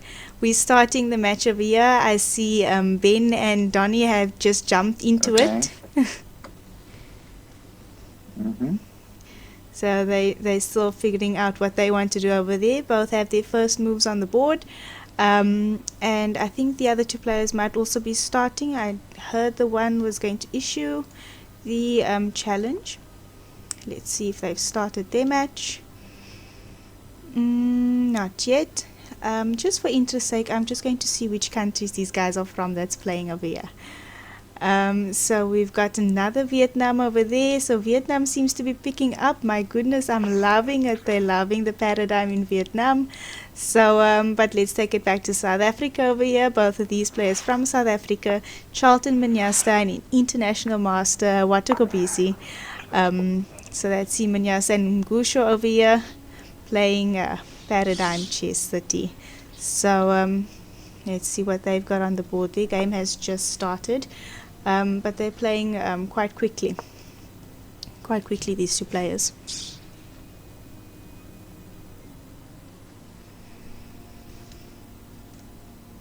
Do you have any general strategies when starting your games in Paradigm Chess30? As you probably know, I like the gambits a lot.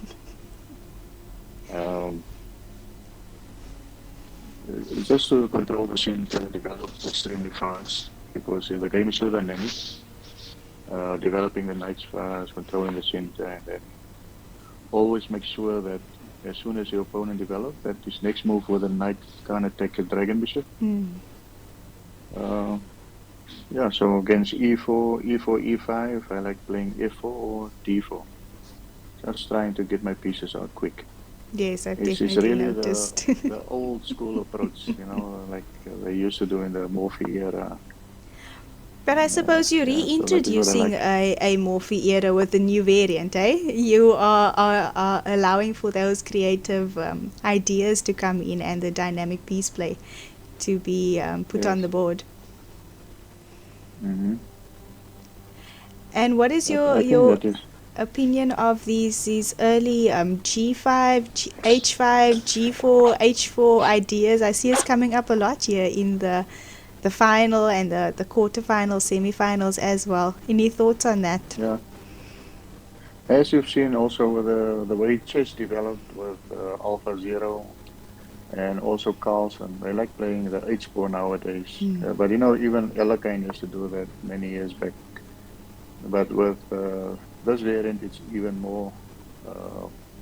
It's a much better option. It's a much better possibility because of the rook is not so exposed as well. Yes. You don't have to fear bishop takes rook like with normal chess. Yes. So yeah, and also gaining some space. So that is quite neat. And especially with a knight going to g3, you always have that extra tempos. You'll see normally when a knight go to g6 or g3, h4 is very quick. But then you also know you need to counter it immediately. Otherwise, you will have a problem. Yes. I think in the previous tournament that we've had, not the match, but the actual tournament that we had, some players kind of underestimated we think the attack is premature here on the king side with anything like g5 or h5, g4, h4. But then when they just leave it as it is, they get smashed quickly. So like you say, we mustn't underestimate these things, and they are actually quite possible in this variant. Yeah. So there we have h5 as well. So we've got g5, h5, and Charlton Manyasta is trying to put this one away because, of course, let me just he quickly is... check that one. I'm not following that one now. This one. Oh, you on the Ben and Donovan one? No, I'm here with Charlton and Watu. Look, of course, I got Charlton it. wants to put it away. He's got a point against Watu in this match. So if Charlton manages to clinch a win, he will be in third position clean. So then no tie breaks, and he will then just be the winner of this match. We do have the knight in the center as well. Quite aggressive, quite dynamic here from Charlton. Yeah, his game is very good. Yeah, I like his position. Mm. At the moment, even castling is not necessary now, but he must get the dragon bishops out. So how would you bring these the bishops out? Would you play something like e6 possibly? Then you open up, the king. Okay, so the king becomes a problem. So dragon bishop d7 maybe, or dragon bishop c6. But okay, then that knight c7. So you can't do that immediately. Mm. So some challenges here. Just thinking how we can develop. Yes, I think that's the only problem I have here for black is just how to bring that in. Maybe he's not. Maybe he's not interested in castling. That is very possible. The king next to the queen will be very nice, huh? Yeah. She will feel safe. She will feel safe. Well done.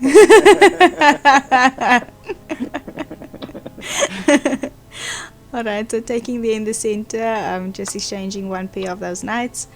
Let's see what he decides here, because he definitely has some decisions to make. Both knights in the center. Yeah, definitely not e6 and that. That will open up that too pawn much. Will actually form. That will be protection. Mm. That e6. I will. Like I said, the dragon bishops. How will he get that in to join the attack? Yeah, I think because that's the rook and the queen and the knight might not be enough. It's his only challenge, I think. Yeah, in this game. Now e5, d4 is coming as well. So yes. The knight. Yeah. So some. Yeah. Yeah, so definitely when you are opening up g5, h5 like that, you've kind of also got to make sure that the center can't be opened too quickly if you do not castle queenside. And I think that knight in the center there for white is quite nice because it's holding the bishops back as well. That bishop, it would be great if the bishop could go to b6, but this knight here in the center just does not allow for that.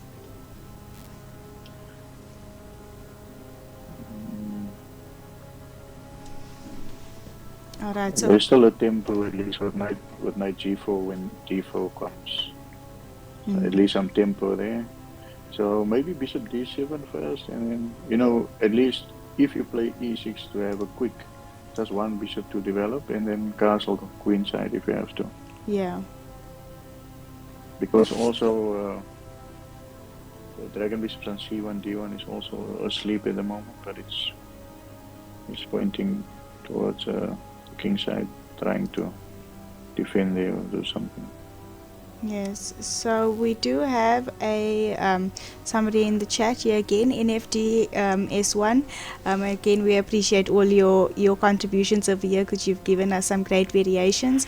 He's asking there may have been h4 for white instead of c3.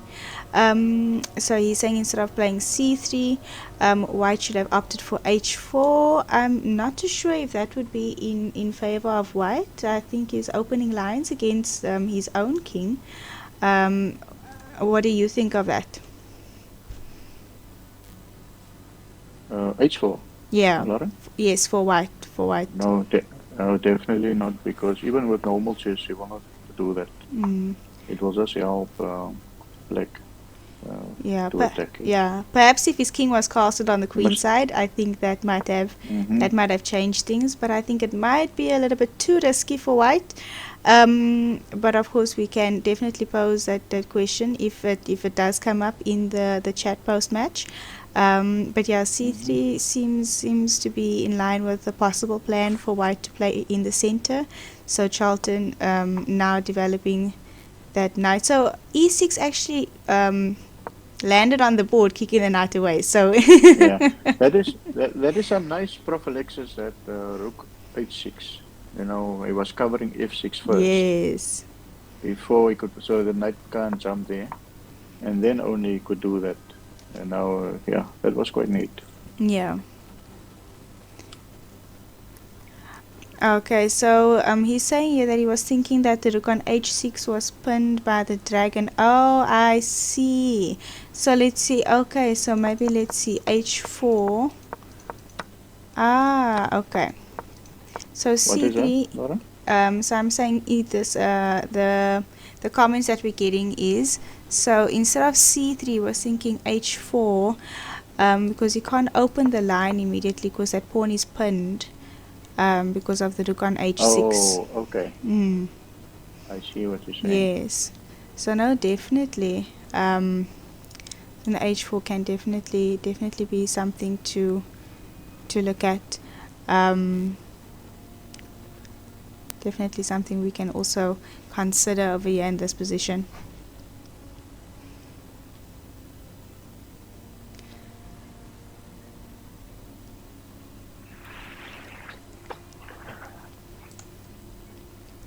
Alright, so let's see. So he kicked back this knight, and now black's dragons are out.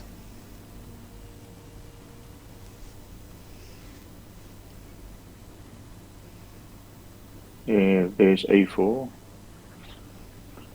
We'll come with a tempo.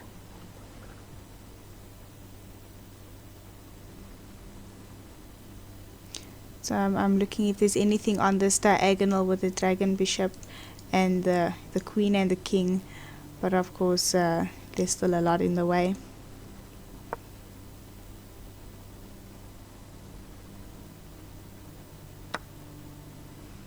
Is Megan around, Lauren? She is. No, she's definitely on standby. So I can do the switch, and then if you have any more input, please feel free to join the chat, and then we can take it from there as well. But thank you so much for joining us today. That was good. Definitely appreciate your input. Thank you so much. Thanks a lot. All right, Okay, bye-bye. bye.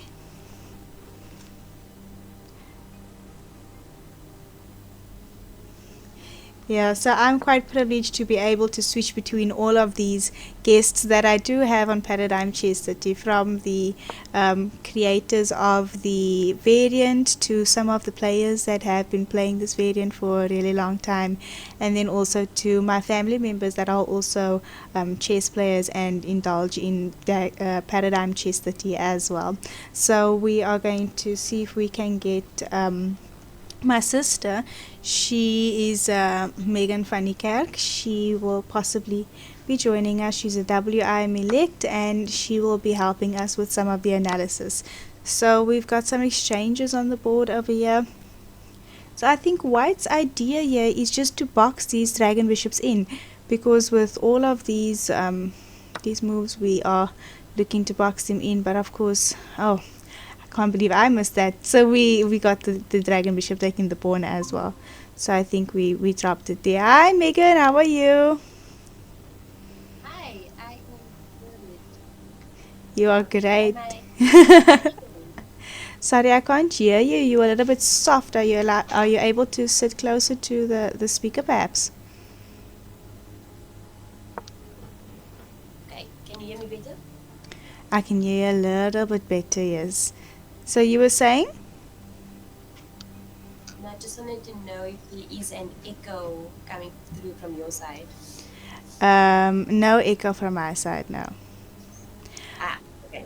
Alright, so I did briefly introduce you, and I was saying how privileged I am to just switch between the different the different guests on my channel. I had the creators of Paradigm. I often have players that play Paradigm quite often, and then I do have family members as well that I can just call upon, and then you will pop up on my screen.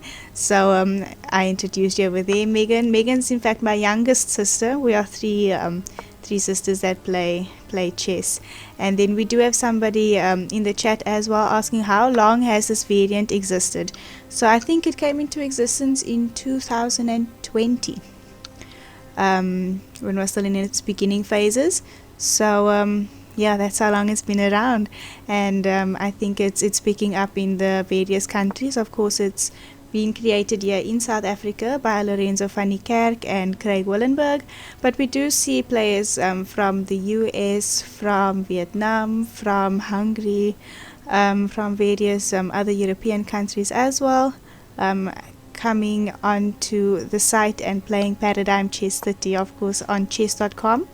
On the variants section of the website is where you will find Paradigm Chess30.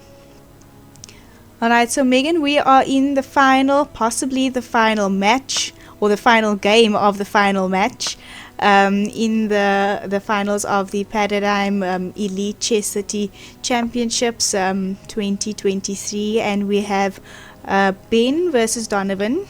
Ben is 1 point up in their match, and we have Charlton versus Watu.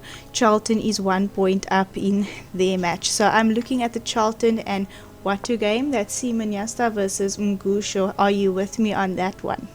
Yes, I am. And I also heard you mention that if Ben wins, he is through, I think, his first place. And then if Simonyasta wins, he plays for third place. Simonyasta will then take third place, Donovan will take second, and Ben will take first, if those are the way the results do go. That's right, yes. Sure. And when I checked out this game, it was a very fast moving game in the beginning, with the pawns moving up on the king side towards the white king. So it was a very, very open game. Yes, no, definitely. And I must say, I don't know if this is for the first time in the entire tournament, but I think it is. Charlton Manyasa is actually not ahead on time. So I don't know if that indicates anything about his position, but we were just speaking about the position for black, and we did find it to be a little bit more favorable for black, but this game has also moved quite a lot since I've last had a look at it. So let's just have a general assessment of what's happening here on this side. Seems like black is a pawn up. Yes, I think he just took that pawn with a dragon bishop not too long ago, and now he is a pawn up.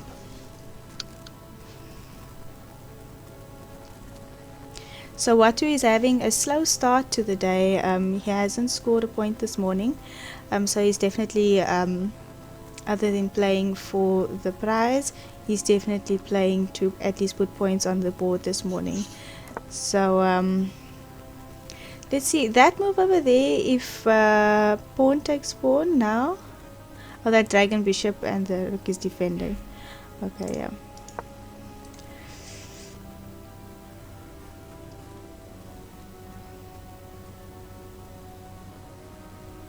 So all Manyasa has to do, at the very least, is squeeze a draw out of Watu, and then he wins the match as well.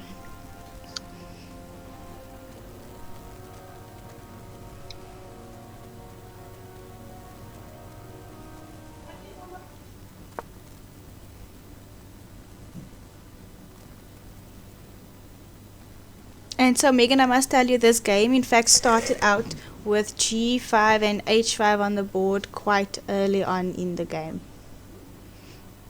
Yeah, and I mean, it doesn't even seem that black's king in the center is in danger really, because I feel like in this variant, castling isn't as essential.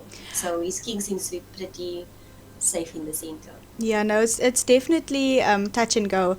I think it depends on what happens throughout the game, because we've seen some kings in trouble in the center, and we've seen some kings in trouble when it's castled. But I think he made the conscious decision not to castle because of what his plans were on the king side. All right.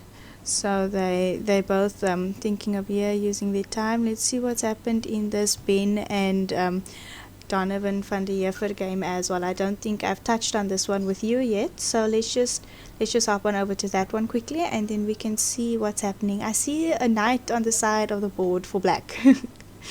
That's the first thing I noticed, and I also noticed that the black seems a little underdeveloped. Okay, I'm just going to that game. So that's the Sneaky Weasel versus Sunny Shah.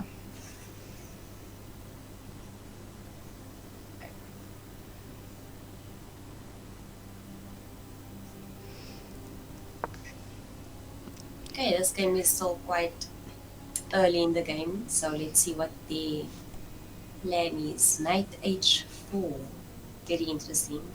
So Megan, Calvin Klaasen Chess wants to know if you are in his studio. He says, cool background, Megan. Is that CKC studio? Have you broken in somewhere? Was there a window they left open? What happened? Yeah, as you can tell, the green background and the red couch, that definitely does scream CKC studio. Not very discreet. Yeah, no, so I am in the studio for the day. Okay. So I assume you didn't break in? Were you invited in? I was invited, yes. Okay, great.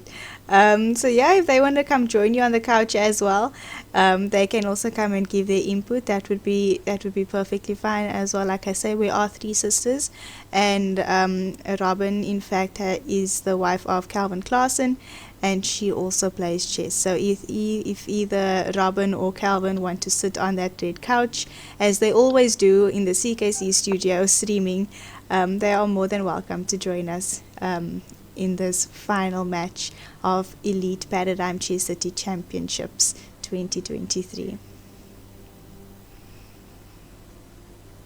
Let's see if I can maybe get Robin on. Well, she's watching. She's telling me that it's a very entertaining tournament, so she can she can hear the invite, but you may send her a message as well. But yes, I digress a bit. Let's see what's happening on the side. So we did have Donovan van der Heever castle queenside, and immediately the response to that is a5, making his intentions quite clear.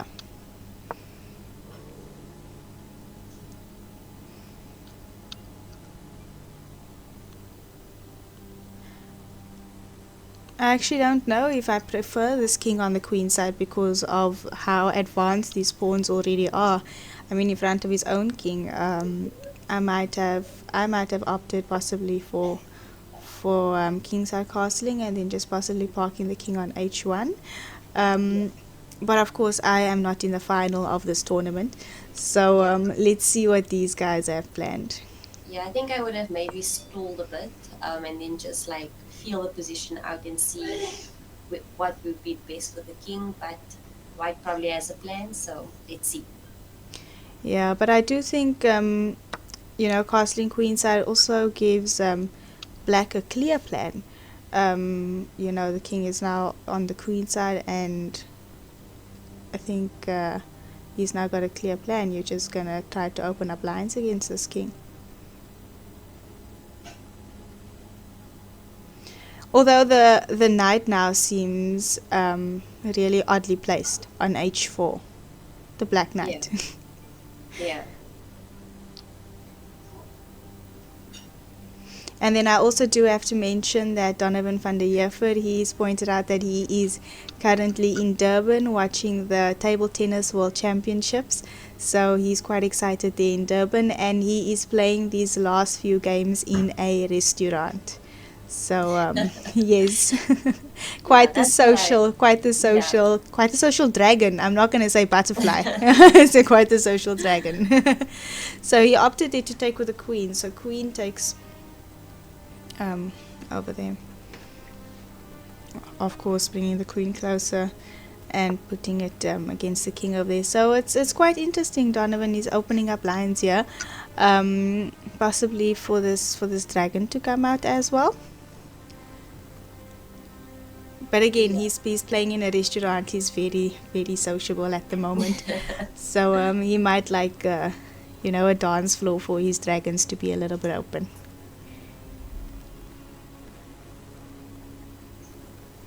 I'm just worried about the safety of his king.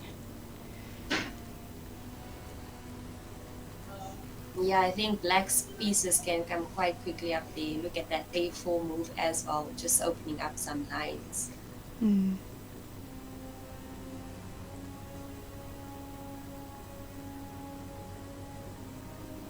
So we do also have some active people in the chat, which is quite nice. We've had NFDS1, who's given us a lot of insight and a lot of variations that we haven't even looked at, so that is definitely appreciated there. Calvin Class and Chess CKC, always welcomed here in the chat and always giving some positive feedback, so thank you for that as well. And then of course Don Dragon popping his head in when he's not playing, then he's also in the chat making an appearance there, also giving us some insight.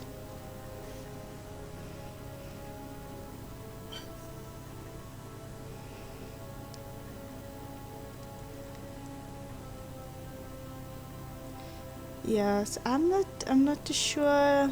Not too sure that white has enough defense, but also black still has to bring his pieces in to the attack as well. So I imagine that Donovan thinks he's got enough pieces surrounding his king, and he will therefore have enough defense. Because of course, if A takes B and knight takes, let's see, A takes B and knight takes back over there, that does seem fairly safe for white. And that dragon going to A3 of course is not check. Oh. It's not check because you can't jump over that pawn. But it's definitely getting closer, possibly making way for the rook on E8 to come into the game. Yeah, I'm not sure. I don't think queenside castling was really the best there, and I think white is maybe starting to feel that uncomfortability. But let's see how he holds on. Maybe he has to start the counter-attack on the king side, but will there be time for that? Yeah, but while they are still thinking about that one, let's hop on over to the other match and see what's happening over there. So I remember when we left off here, black was still a pawn up. Is that still the case? It seems that way. That is still the case. So I think, that rook to h6 earlier on seemed quite good. Okay, so he's got his pawn back now. I was going to say, because that rook is slightly out of the game. But now he's going to get that pawn, but he drops another pawn, a different one. So if he takes on b7, and then can we just pick up the pawn on a4? Are there any tactics that we're missing? Not that I can see.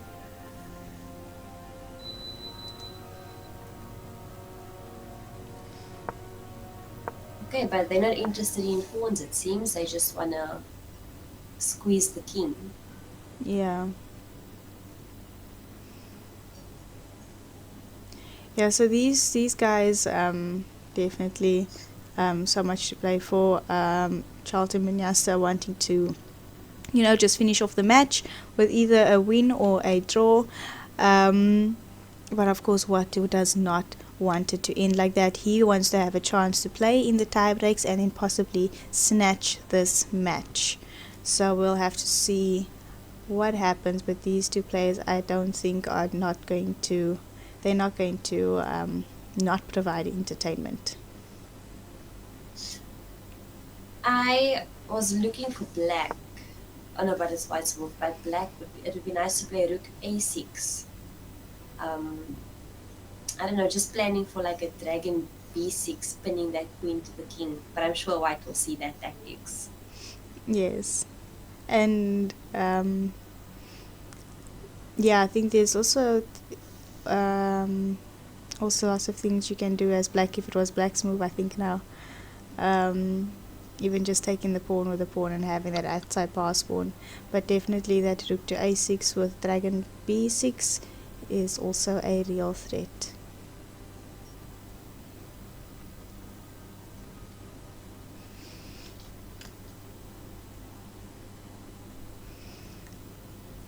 So they're both more or less even in time as well, more around about 5 minutes each.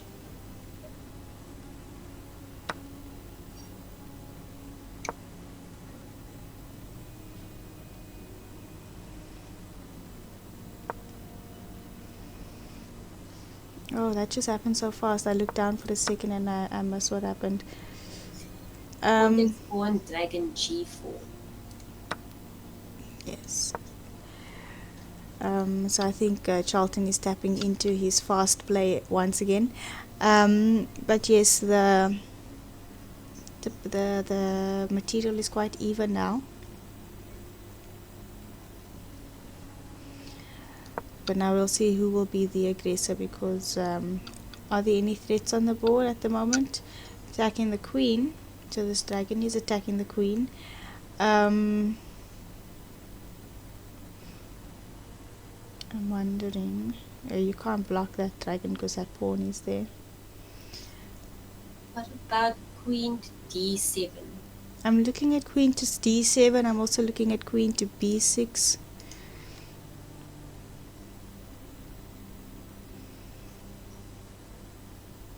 Because queen to d7 will be pinning down this queen here on g6. Definitely a good move there. Yeah. So that queen on g6 probably shouldn't move away too far, because then queen can take pawn and it will be defended by this dragon bishop.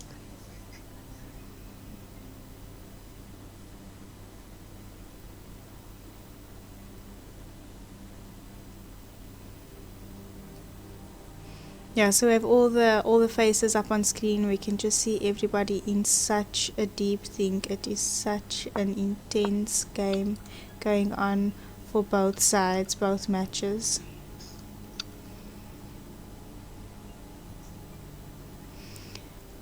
So we have h3 on the board,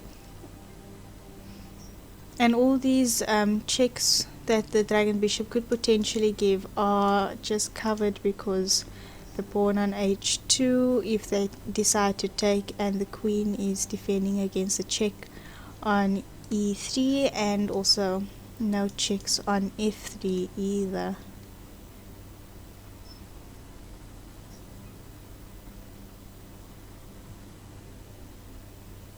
Okay, so let's see what's happening on the other side. Oh yeah, so we had this queenside attack, right? So Yeah. he did take the pawn here on b3, and now the knight is there. But now black's knight is just going to come in here to b4. I think the knight there on b4 is quite decisive, because it's attacking. It will be a knight fork. And possible sacrifices on a2 as well once the knight is there. And that other knight is so on h4 did not move. So he's like technically playing a piece down, right? Yeah. But this king is so exposed. Does he need it?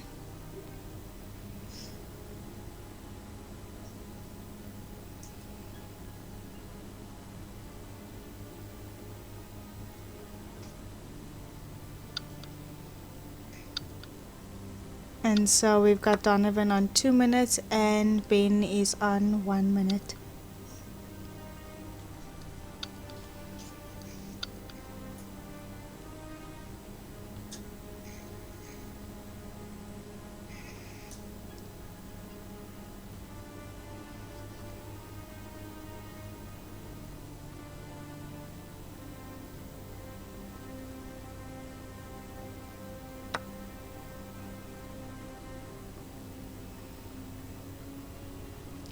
So I definitely think Ben is going to be able to convert this. I don't know if it doesn't. Is there anything, if it all fizzles out, is the material still equal, right? You didn't have to sacrifice anything to get here.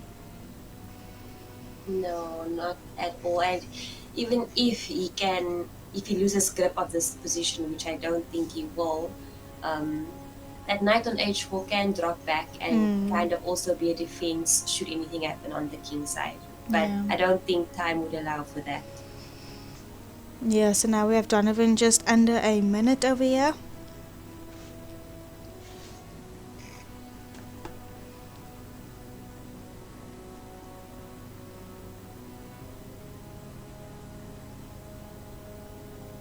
So this tournament did start off with 16 players, and we have now filtered them down to the top 4 of the tournament, and then to, of course, the top 2 of the tournament. So these are the top 2 players at the moment, and so we do have knight b4 on the board there, forcing the dragon bishop to retreat as well, to defend there on a2.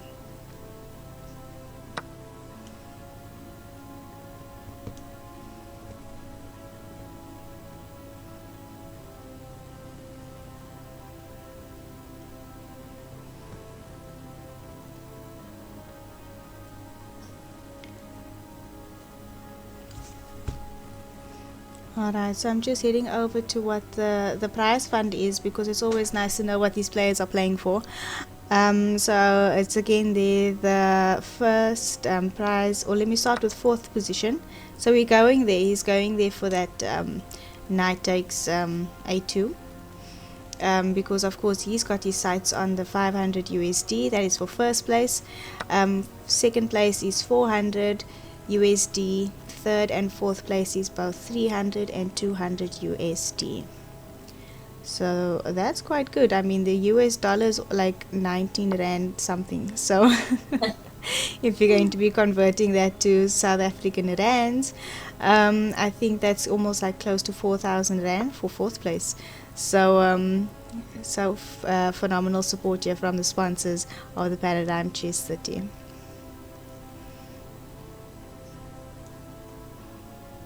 Will you go for rook takes dragon?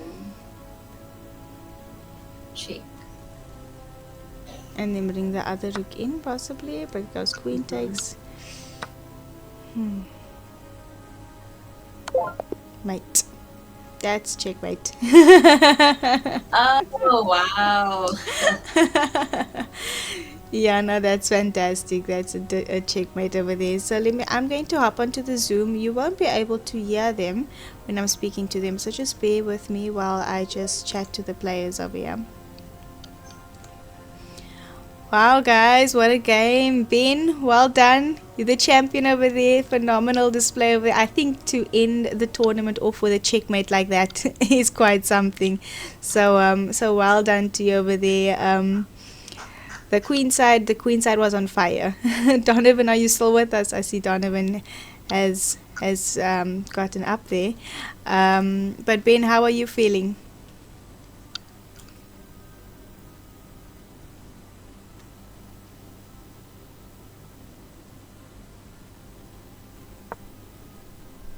Hello, can you hear me?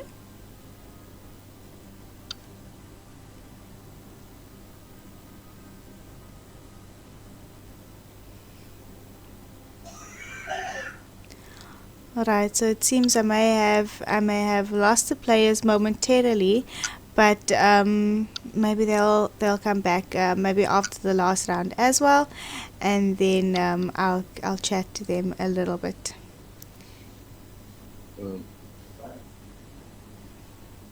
Hi Donnie, can you hear me? Hi Ben, can you hear me?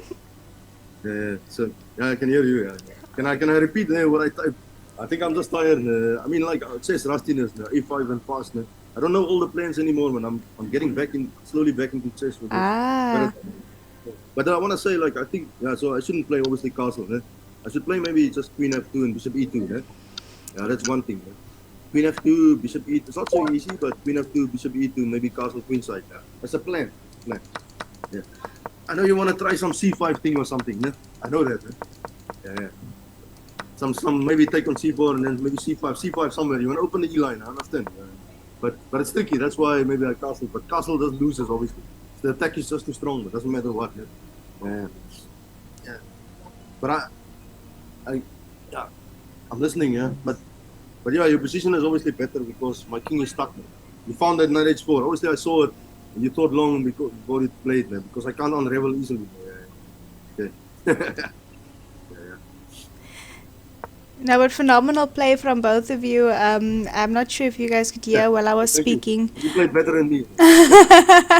Don Dragon, we almost thought there was going to be another dragon going to be the champion over there, but it seems that the weasel is sneakier than the dragon, so the weasel was able to outsmart the dragon over here. So well done to you over there, Ben. All his games, he's very good with that bishop. Yeah. He knows all the tricks. No, I will definitely. know next time. Now I'm getting slowly, but I know he's very good with that bishop. He gets all the very strange moves he finds all the time. Quick. He sees them probably very easily. Yeah, but he thinks about. You can see he thinks, but he probably spots them quick and then he checks. yes, He can talk to himself. I shouldn't talk to him. yeah, no, I think he's quite active usually when we do have these tournaments or arenas or something is arranged. Then we see the sneaky weasel over there. So definitely a tough opponent for you there, Donnie. But also you are not somebody that we should underestimate either. No matter how rusty you are always surprising us, and your chess understanding is phenomenal. But Ben, do you have anything you want to say there as well?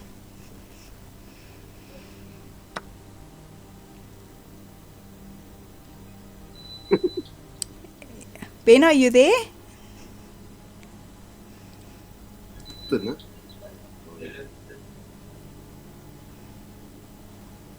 Hello? Oh, there we go. I can hear you now. Okay, sure. Yeah, I was saying, no, I really enjoy this variant. It's every game is so rich. There's so many ideas everywhere. It's quite refreshing from normal chess. I really enjoy all the different time controls as well. And I think I was also very lucky this event. Like yesterday, I got extremely lucky against Watu. So you need a bit of luck. And but thanks to everyone. I really enjoyed this event. Can I just say something else again? I just want to say, apart from the fact that Ben plays a lot, I just want to emphasize. As I say, that luck which he refers to, it's just because he's very good with his bishop, man. I can see he sees all the moves, man. All the funny moves. That's the thing. So that's what I was going to emphasize. But that's my last No, definitely. It's a skill, yes. I think you create your own luck, eh? So you can't be lucky if there was nothing that you've created for yourself as well.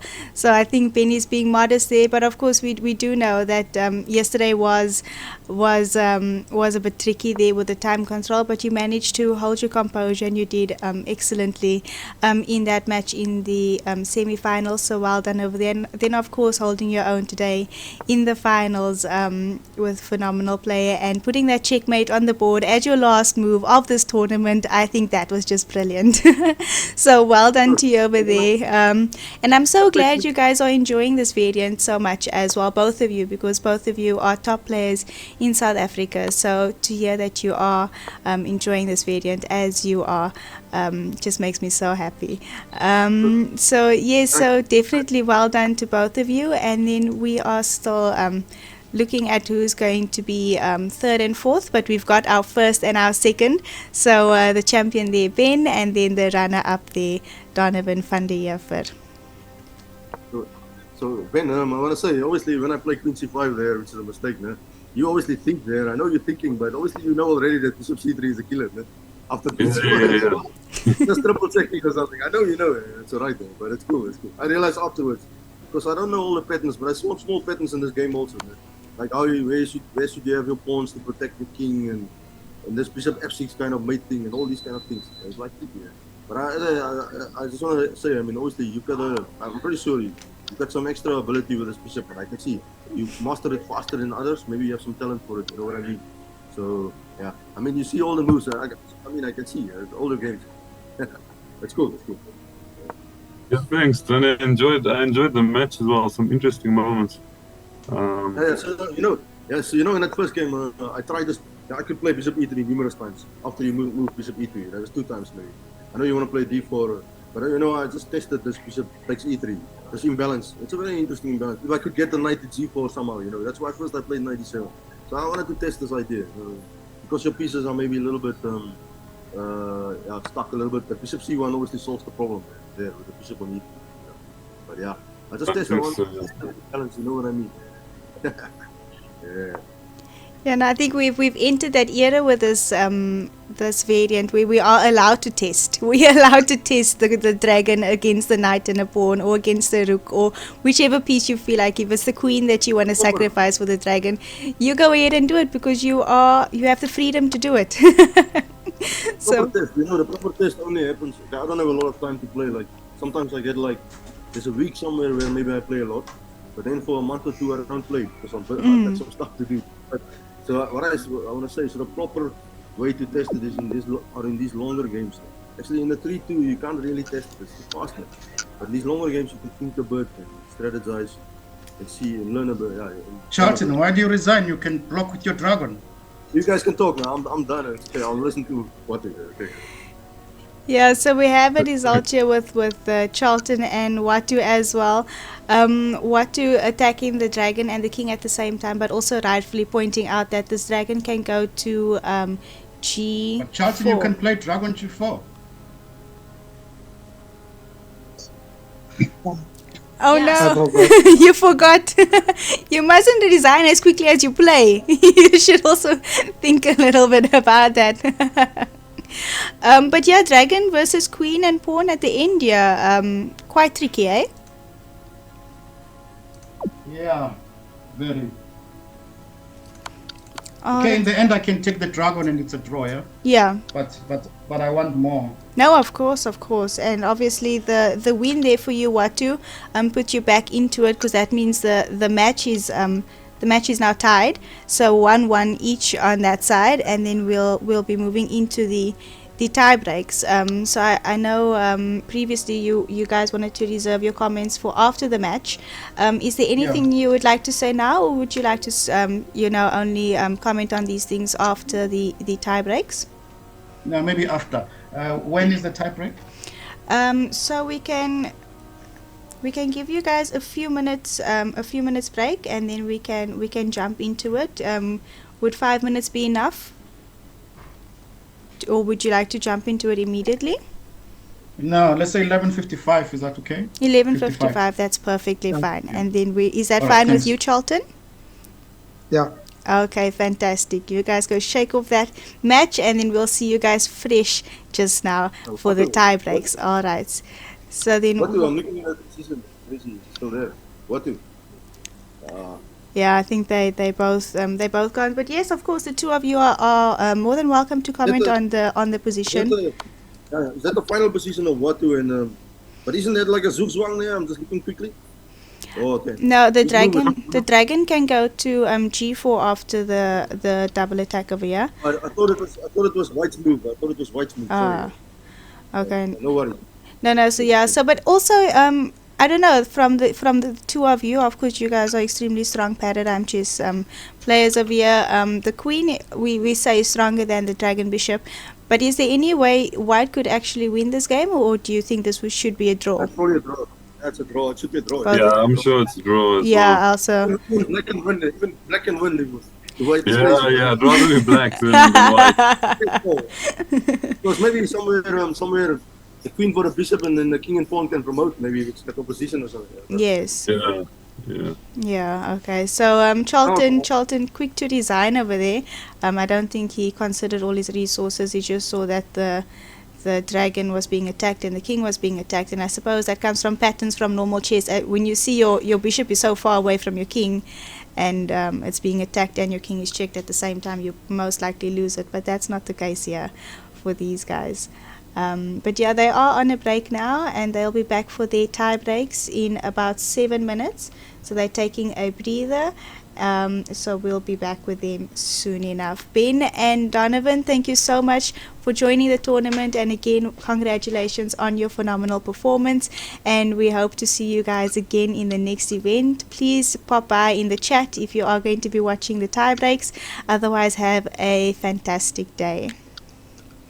Thank you.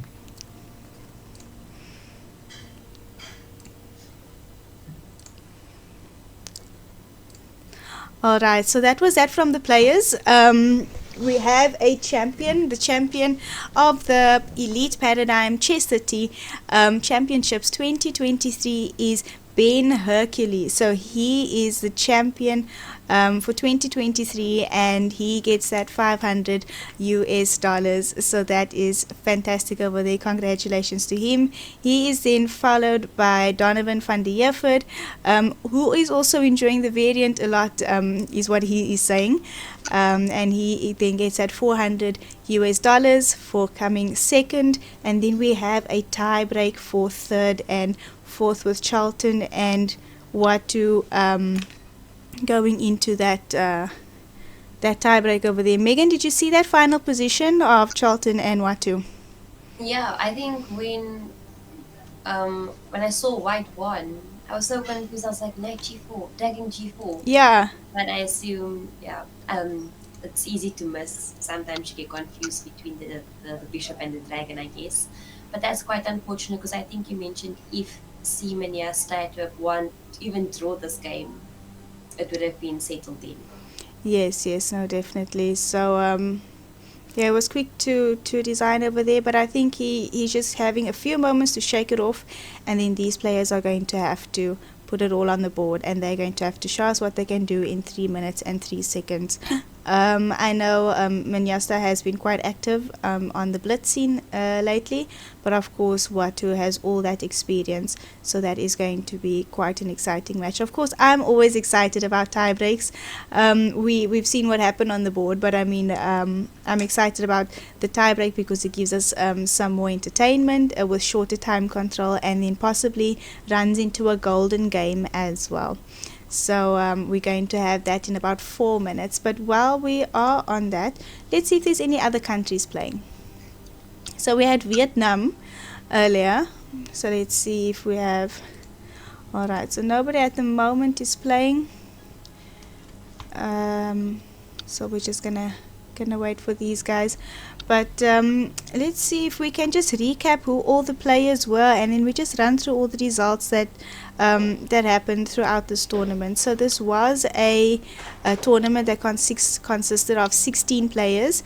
These 16 players were initially put into 4 different groups with 4 players in each group, and they each played a match against each other. So like a double round robin, a match consists of 2 games, 1 black, 1 white, and so the two winners of that go to the quarterfinals. Of course, the winners of the quarterfinals go to the finals, and then the winners of the finals go to the semifinals go to the finals, and of course they also have to play out for third and fourth position. So the 16 players that we did have in Group A, we had Ben Hercules, Albrecht van Zyl, Lorenzo van Niekerk, and Luto Mfazwe.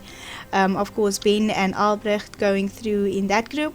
We had Group B with Watu, Kobisi, Mondre, Windvogel, Kenny Willenberg, and Andrew Horn. Kenny and Watu both going through in that group.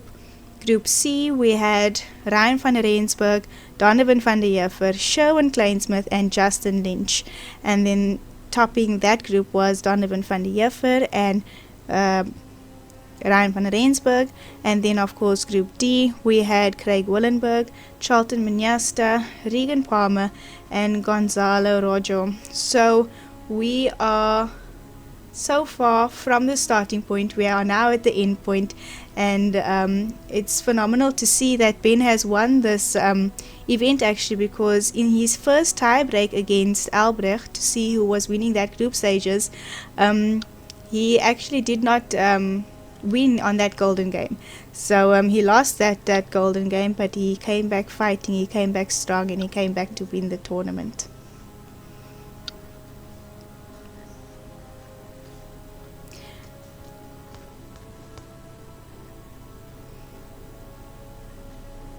And then, of course, the players that went through to those were the players that went through to the quarterfinals, and we had the semifinals. So that was Ben, Ryan, Albrecht, Donovan, Watu, Rojo, and Kenny and Charlton. And then, of course, today we've experienced the final as well.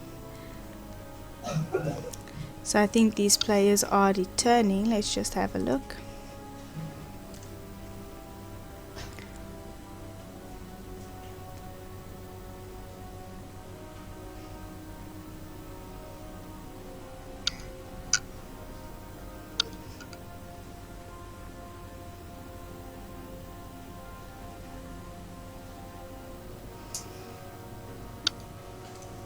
Alright, so when they are ready, then they will commence their games. But Megan, that was great of her to join us. She also has to run. But thank you so much, Megan, for helping us cover those games. And I will then be taking the tie breaks. Okay, cool. Thank you so much for having me. I am excited to watch the tie breaks on the channel, so I will be in the comment section. But thanks so much for having me, and all of the best players. Fantastic. Have a good day. See you soon. Bye-bye. Bye.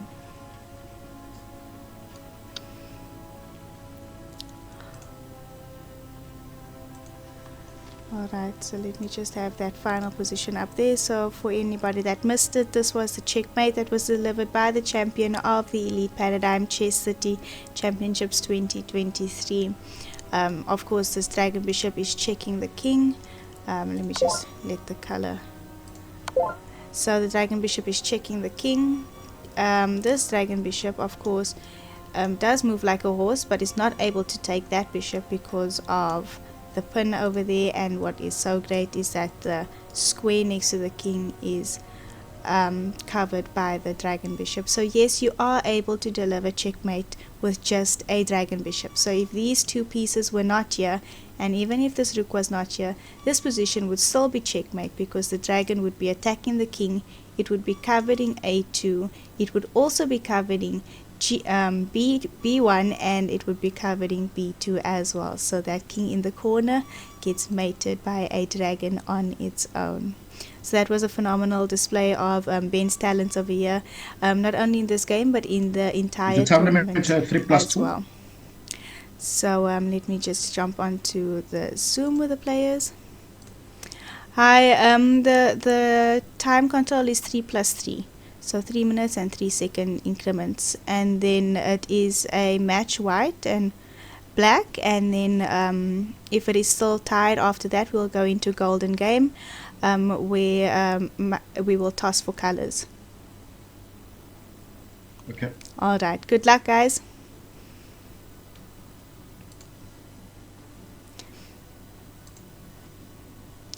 Alright, so they're about to start their game, so we're just going to keep an eye out for that.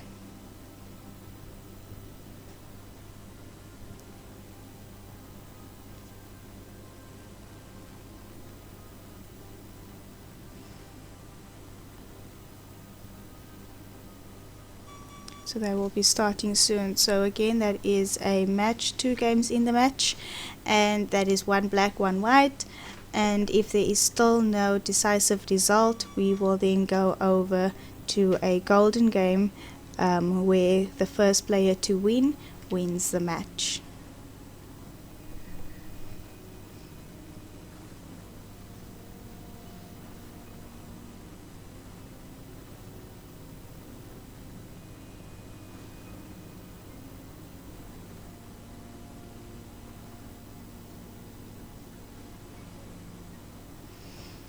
Alright, so I think they are getting ready to start.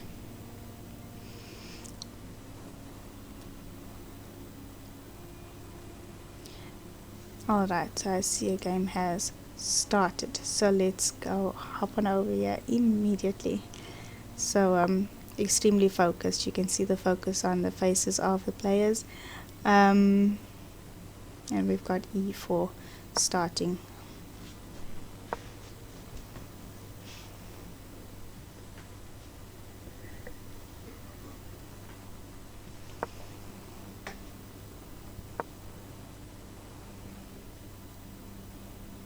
So we'll see if these players also switch up their styles a bit in the different time control,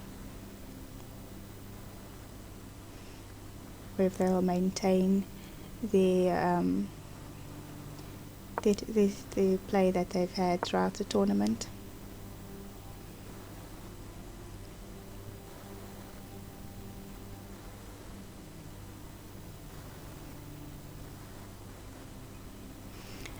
So Charlton deciding to fianchetto that Dragon Bishop.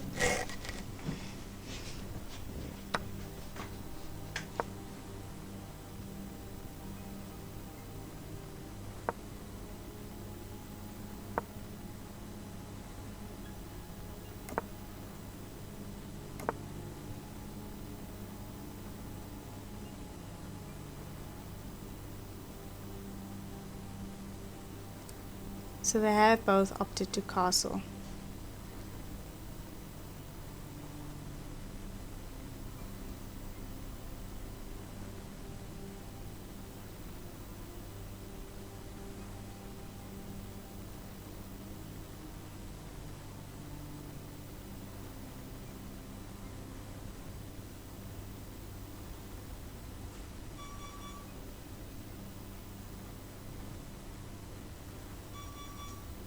So Charlton maintaining his image over here with the clock still above 3 minutes.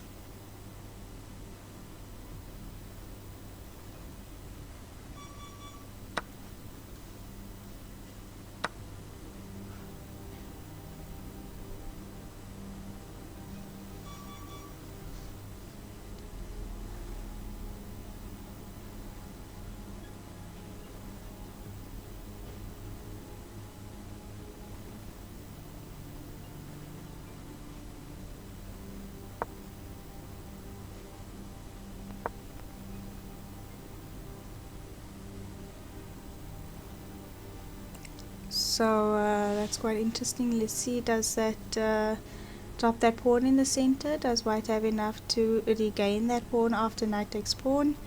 So I'm looking at this pawn over here. Have one, two, oops. I suppose possibly maybe something like that. But let's see what happens.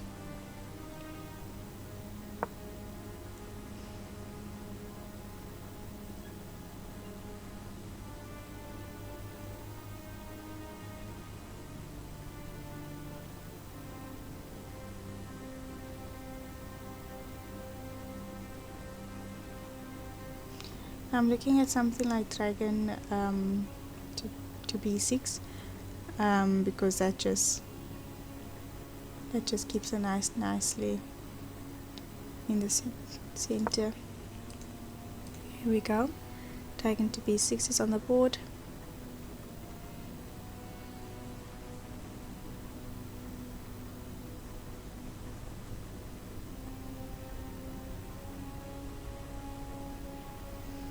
And so what is white supposed to do over here? I'm not too sure.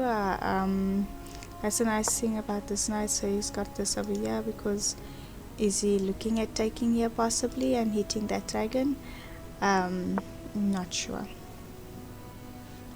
So I think white is just planning on taking back anyways. He doesn't seem to fear that at all.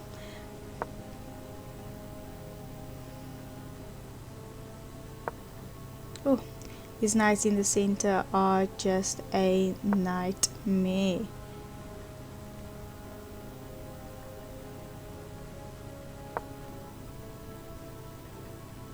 Okay, it is retreating again.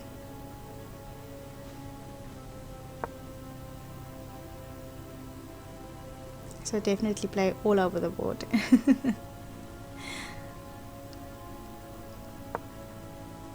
So of course white is going to opt for the exchange of queens, but we do have to note that white only has 12 seconds on the clock, so to hope for any complications, I'm going to, if I was white, keep all my pieces on the board.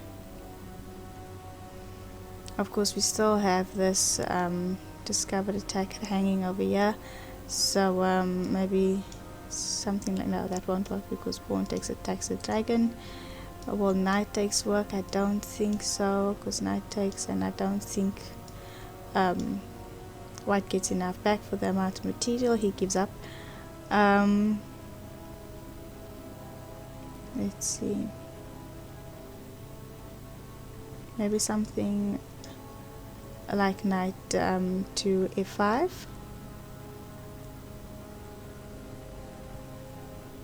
That could be a viable option. Knight to g4. And of course Watu has about 5 seconds. Watu again coming in with his knight over there. I would imagine something like f3 could be played, but are we going to see something like knight to c3 landing on the board? Are these guys going to, yeah, I don't think he had to retreat. I don't think that was necessary.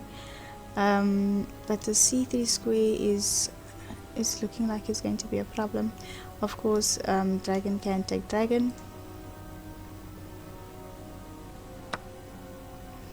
Oh wow, okay, so we've got some extra things on the board, and this is what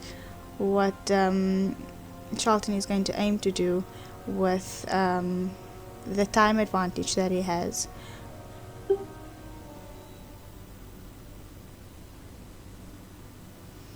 So I'm here looking at, I would imagine dragon takes, okay, dragon takes knight.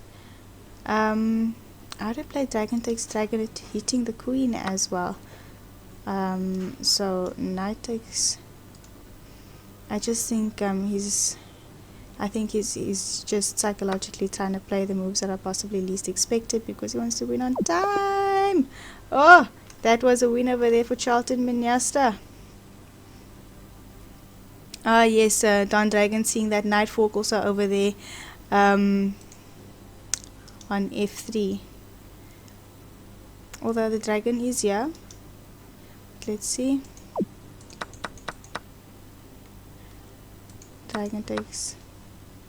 Oh, the dragon wasn't on f3. Okay, I see. Then that that f3 would have definitely been. So if queen takes, and then got this f3 check over here. Well spotted there. Thank you for that, Don Dragon. So let's see if these guys are gonna go straight into a rematch, or if let's see. Yes, definitely. So well done to Charlton over there for winning that first game of the tie breaks.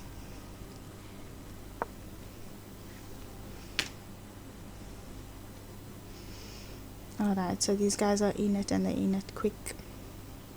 And Charlton is with the black pieces, and Watu has the white pieces now.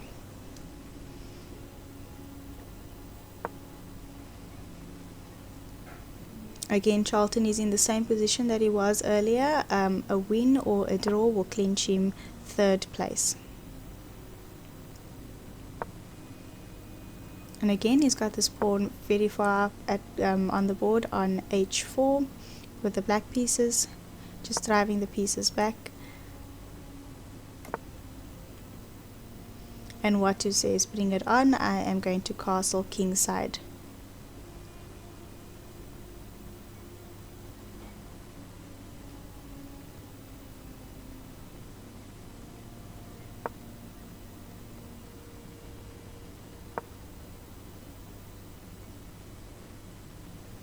And so Watu's got some play of his own here. f4 on the board, Minyasta developing his dragon bishop there to that light square diagonal, and then pairing that up with the queen, creating a battery there on that this diagonal over here.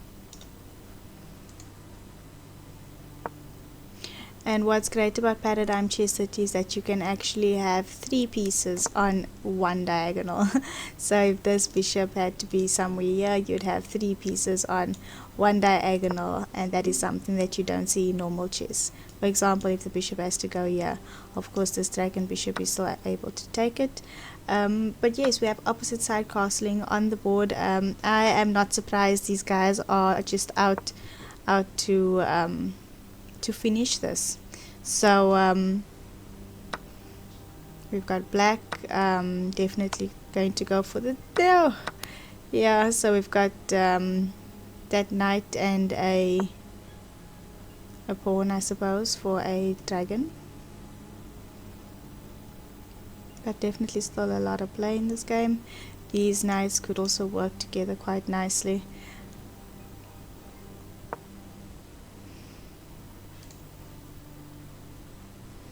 But of course the dragon, let me see what happened. Yeah, so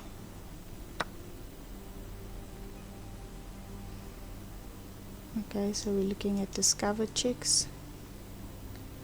Is there a discovered attack that's good enough to justify that? I suppose it could be mate on g7. What a move. So rook takes pawn, that's quite good.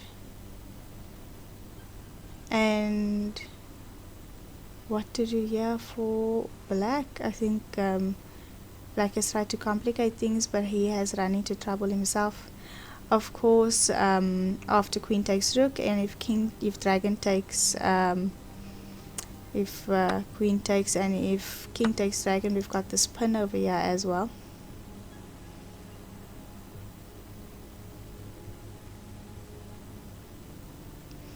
I think that pin is quite nice because yeah, I don't see, I suppose you can defend it like that, but now he's got to quickly just attack this dragon with his knight, possibly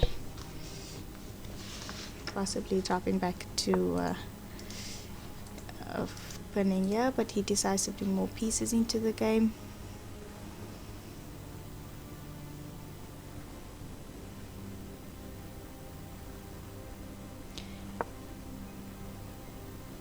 So of course looking to push this pawn also down the board. And Charlton is looking for some mates.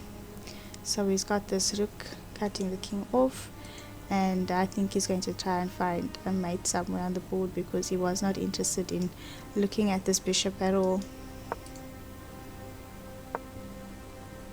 So we're looking at the mate over there. Dragon is defending that, so I think that was definitely a blunder. So I think we are probably going to go into the golden game because these two guys are quite evenly matched up. Alright, so let's take it there to Zoom. Alright guys, it's a tough match. Well done to both of you. I think that's 1-1 there for you guys on that tie break. So we're going to run into the golden game now. I'm going to then toss for colors. I have a, let me see, I need to just get 2 pieces so we can toss for colors. I'll be live on stream so everybody can see that I'm being fair on that toss over there. But perhaps I give you a 3-minute break and we start at 1/4 and we go into that golden game. Is that okay with you? Okay. Alright, I'll see you soon. So I'm going to just grab some pieces here.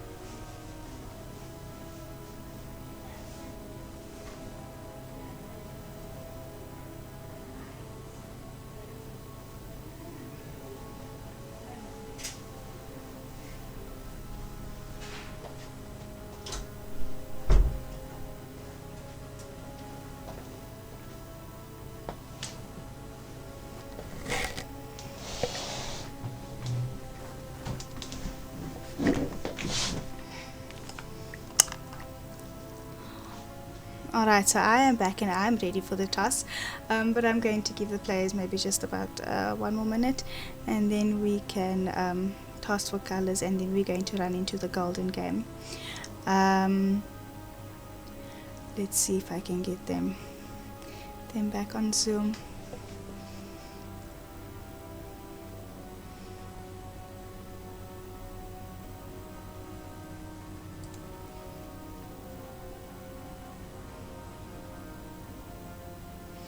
Okay, I give them a few more seconds. I did say 3 minutes, so 1/4. I will give them until 1/4 and then we will give them that toss. I think Watu won the last game, so I will give him the honors of choosing either left or right. So I will hold my hands up on screen so that we can see that there is fairness.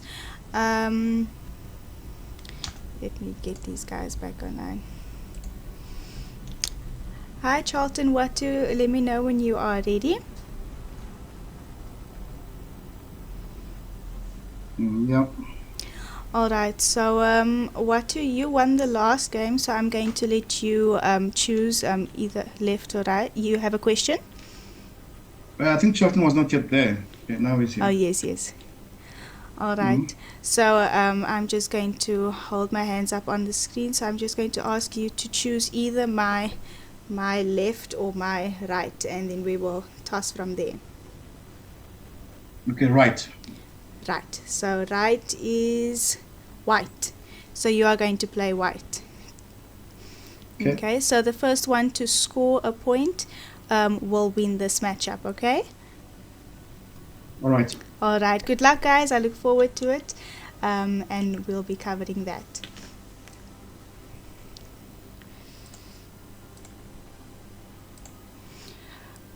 Alright, so Watu chose the white pieces, so I'm going to try and find that game. I do not want to miss 1 second of this because this is going to be intense. Let's go. So they're still issuing the challenge, which means I am right on track. I have not missed anything. Watu is then going to issue the challenge for the white pieces, and Charlton will have the black pieces. Of course, for those that want to play Paradigm Chess30, you can catch it on chess.com, the variants section. I think they had the wrong colors over there. The variants section has Paradigm Chess30 on it, and let me see if I can just pull that game up again. There we go.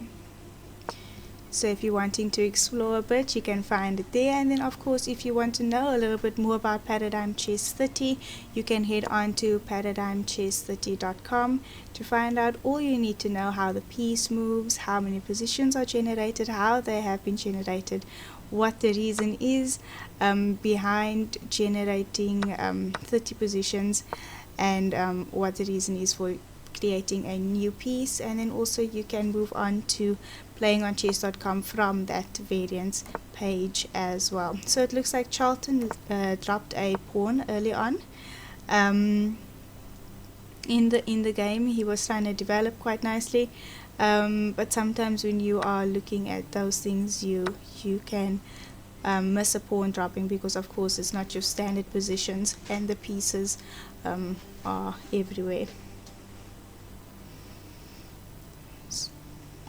So of course this is the golden game, and whoever wins this match will be 3rd place, and the runner-up will then be 4th place, and that would give let me just have a look. So that was $300 US dollars to 3rd place and $200 US dollars to 4th place.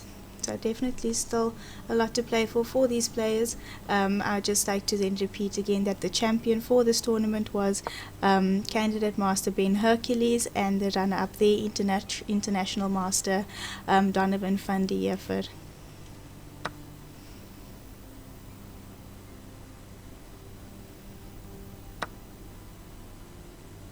So quite a bit of exchanges happening. Yeah, but it's just mostly the knights that have come off, but both the dragon bishops are still on the board.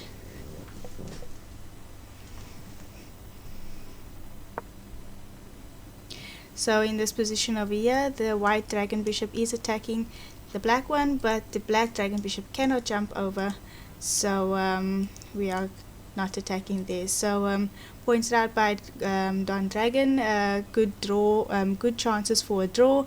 I agree, there might be chances for a draw over here, but I suppose we are testing out some of the theory that my dad and so that's Lorenzo van Niekerk and Craig Willenberg have tried to accomplish with dragon bishops and the quest against draws.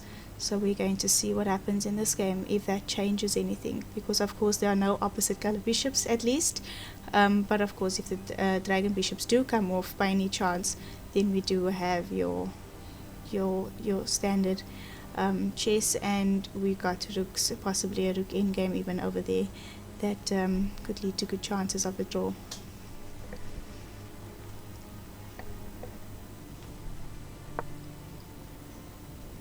Yes, but these players showing no sign of I see. Alright, so that was in a position earlier over there that Don Dragon was pointing out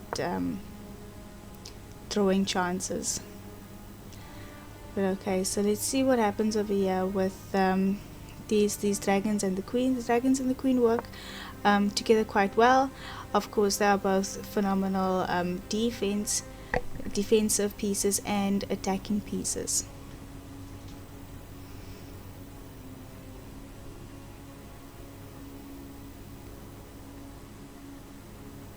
So we have f4 on the board, and Watu is probably going to follow that, possibly with f5 as well, just showing his dominance, I think, in this position.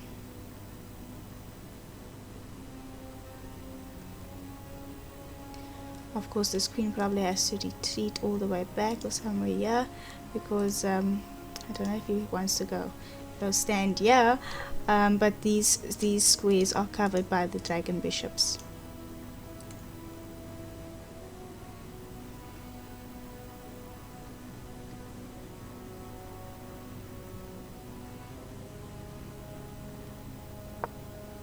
There we go, we've got f5 on the board, and Charlton, whoa, quickly played dragon to c5. Pawn takes dragon. Was that just a blunder? Because I mean, this queen is not pinned. There we go. So I think that is that, and that concludes our tournament.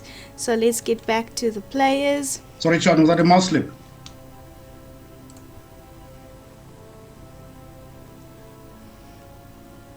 I think Charlton's muted. Yeah. Sorry, man. Was that a mouse slip? Yeah, I was trying to put the bishop on dragon D5, bishop on yeah. d5. So yeah, sorry about that, man. Yeah, but I think still after bishop d5, maybe I have f6, because the thing is that if you take, I can take with the rook, because your dragon cannot take still. You know what I mean?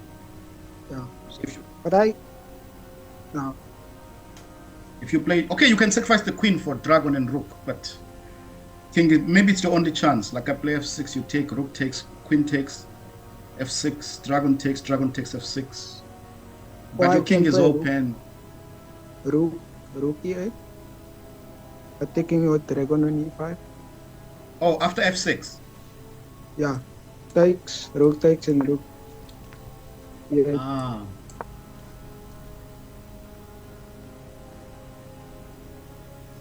No, okay, so rook takes is not correct. Okay, maybe I cannot play f6 immediately.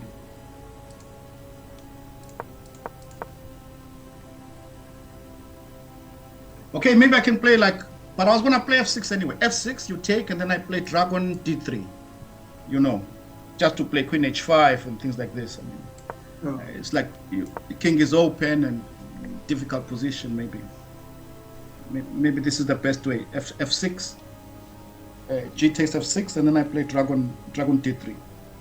Okay, you play rook e8, queen h5, dragon e4. No, you can't play dragon e4 because I have my dragon on g3. Okay, so I don't know. Yeah. Yeah, but tough one there, Charlton, with that mouse slip. I'm so sorry about that one.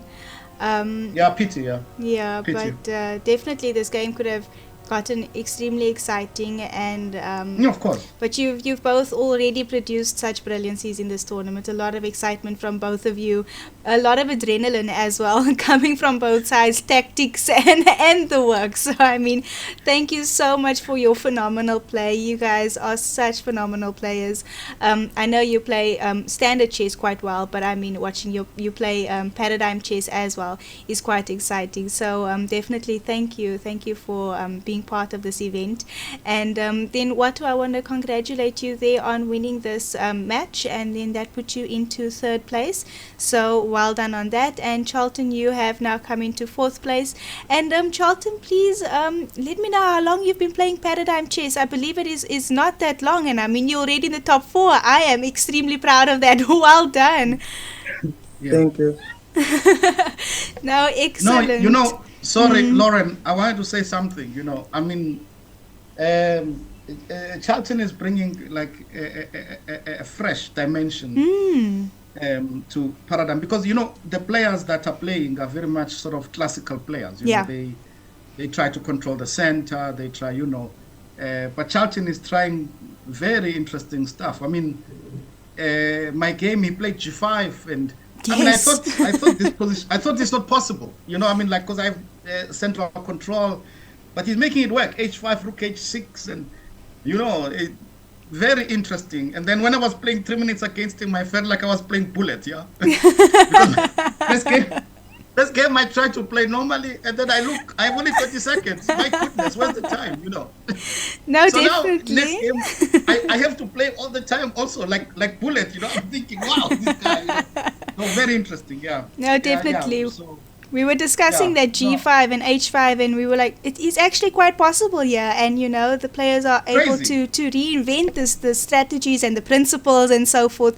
So I feel like it is quite an exciting era. If this variant picks up, I mean, it's going to be quite an exciting era to see all of these new things. And then I think Charlton will be one of the first ones over there to be putting those new ideas onto the board. So well done over there. Charlton, you have any words? I know you don't always say too much, but I mean, you've got a lot in your mind, I'm sure. Yeah. I'm thinking about that game where I didn't like go Bishop G4. I was thinking about that too. because in the end game it started to look normal. Then I just like thought about the Dragon Bishop being a bishop after what to check on G2. Yeah, no, that was definitely an oversight over there. You let me back in there. I mean, I was like completely lucky. I was actually shocked. I thought, what's happening? Because I'm expecting you to play Dragon G4, and I still have to defend actually. Yeah, unlucky. Yes, but no, again, well done to both of you. Both of you producing brilliant games over there, like I said, and thank you again for being part of this event. Okay, so the final results, I'm not sure if you know what happened with Ben and Donovan. So Ben came out the champion of this tournament, so he's first place, followed by Donovan second, Watu third, and Charlton in fourth position. So those are the winners of the tournament after a grueling 2 weekends. Starting off with 16 players, ending up in the top 4. Well done and congratulations. I'm sure you guys must be extremely excited. And yeah, till the next event, I hope I see you there. And I hope to see you in the arenas as well. And other than that, I want you to have a phenomenal Sunday afternoon. May I please say one final thing? Yes, please. First and foremost, congratulations to Hercules. Played very well. And then secondly, I'd like to thank the sponsors, Drop Deck Gorgeous. Mm-hmm. I'd like to thank the organizers, the whole Fanikek family, Lorenzo. I'd like to thank you for being there and nice commentary, really nice commentary. And when I watch your YouTube, your channel, it's not. It's quite difficult to actually realize that you started only doing it recently. You're such a natural. Thank you for your kind words, Watu. Congrats. And then I'd like to thank everyone who was involved and then the players who played. I enjoyed it a lot, and thank you. So hope till next time. Thank you very much. Thank you, Watu. Charlton, anything from your side?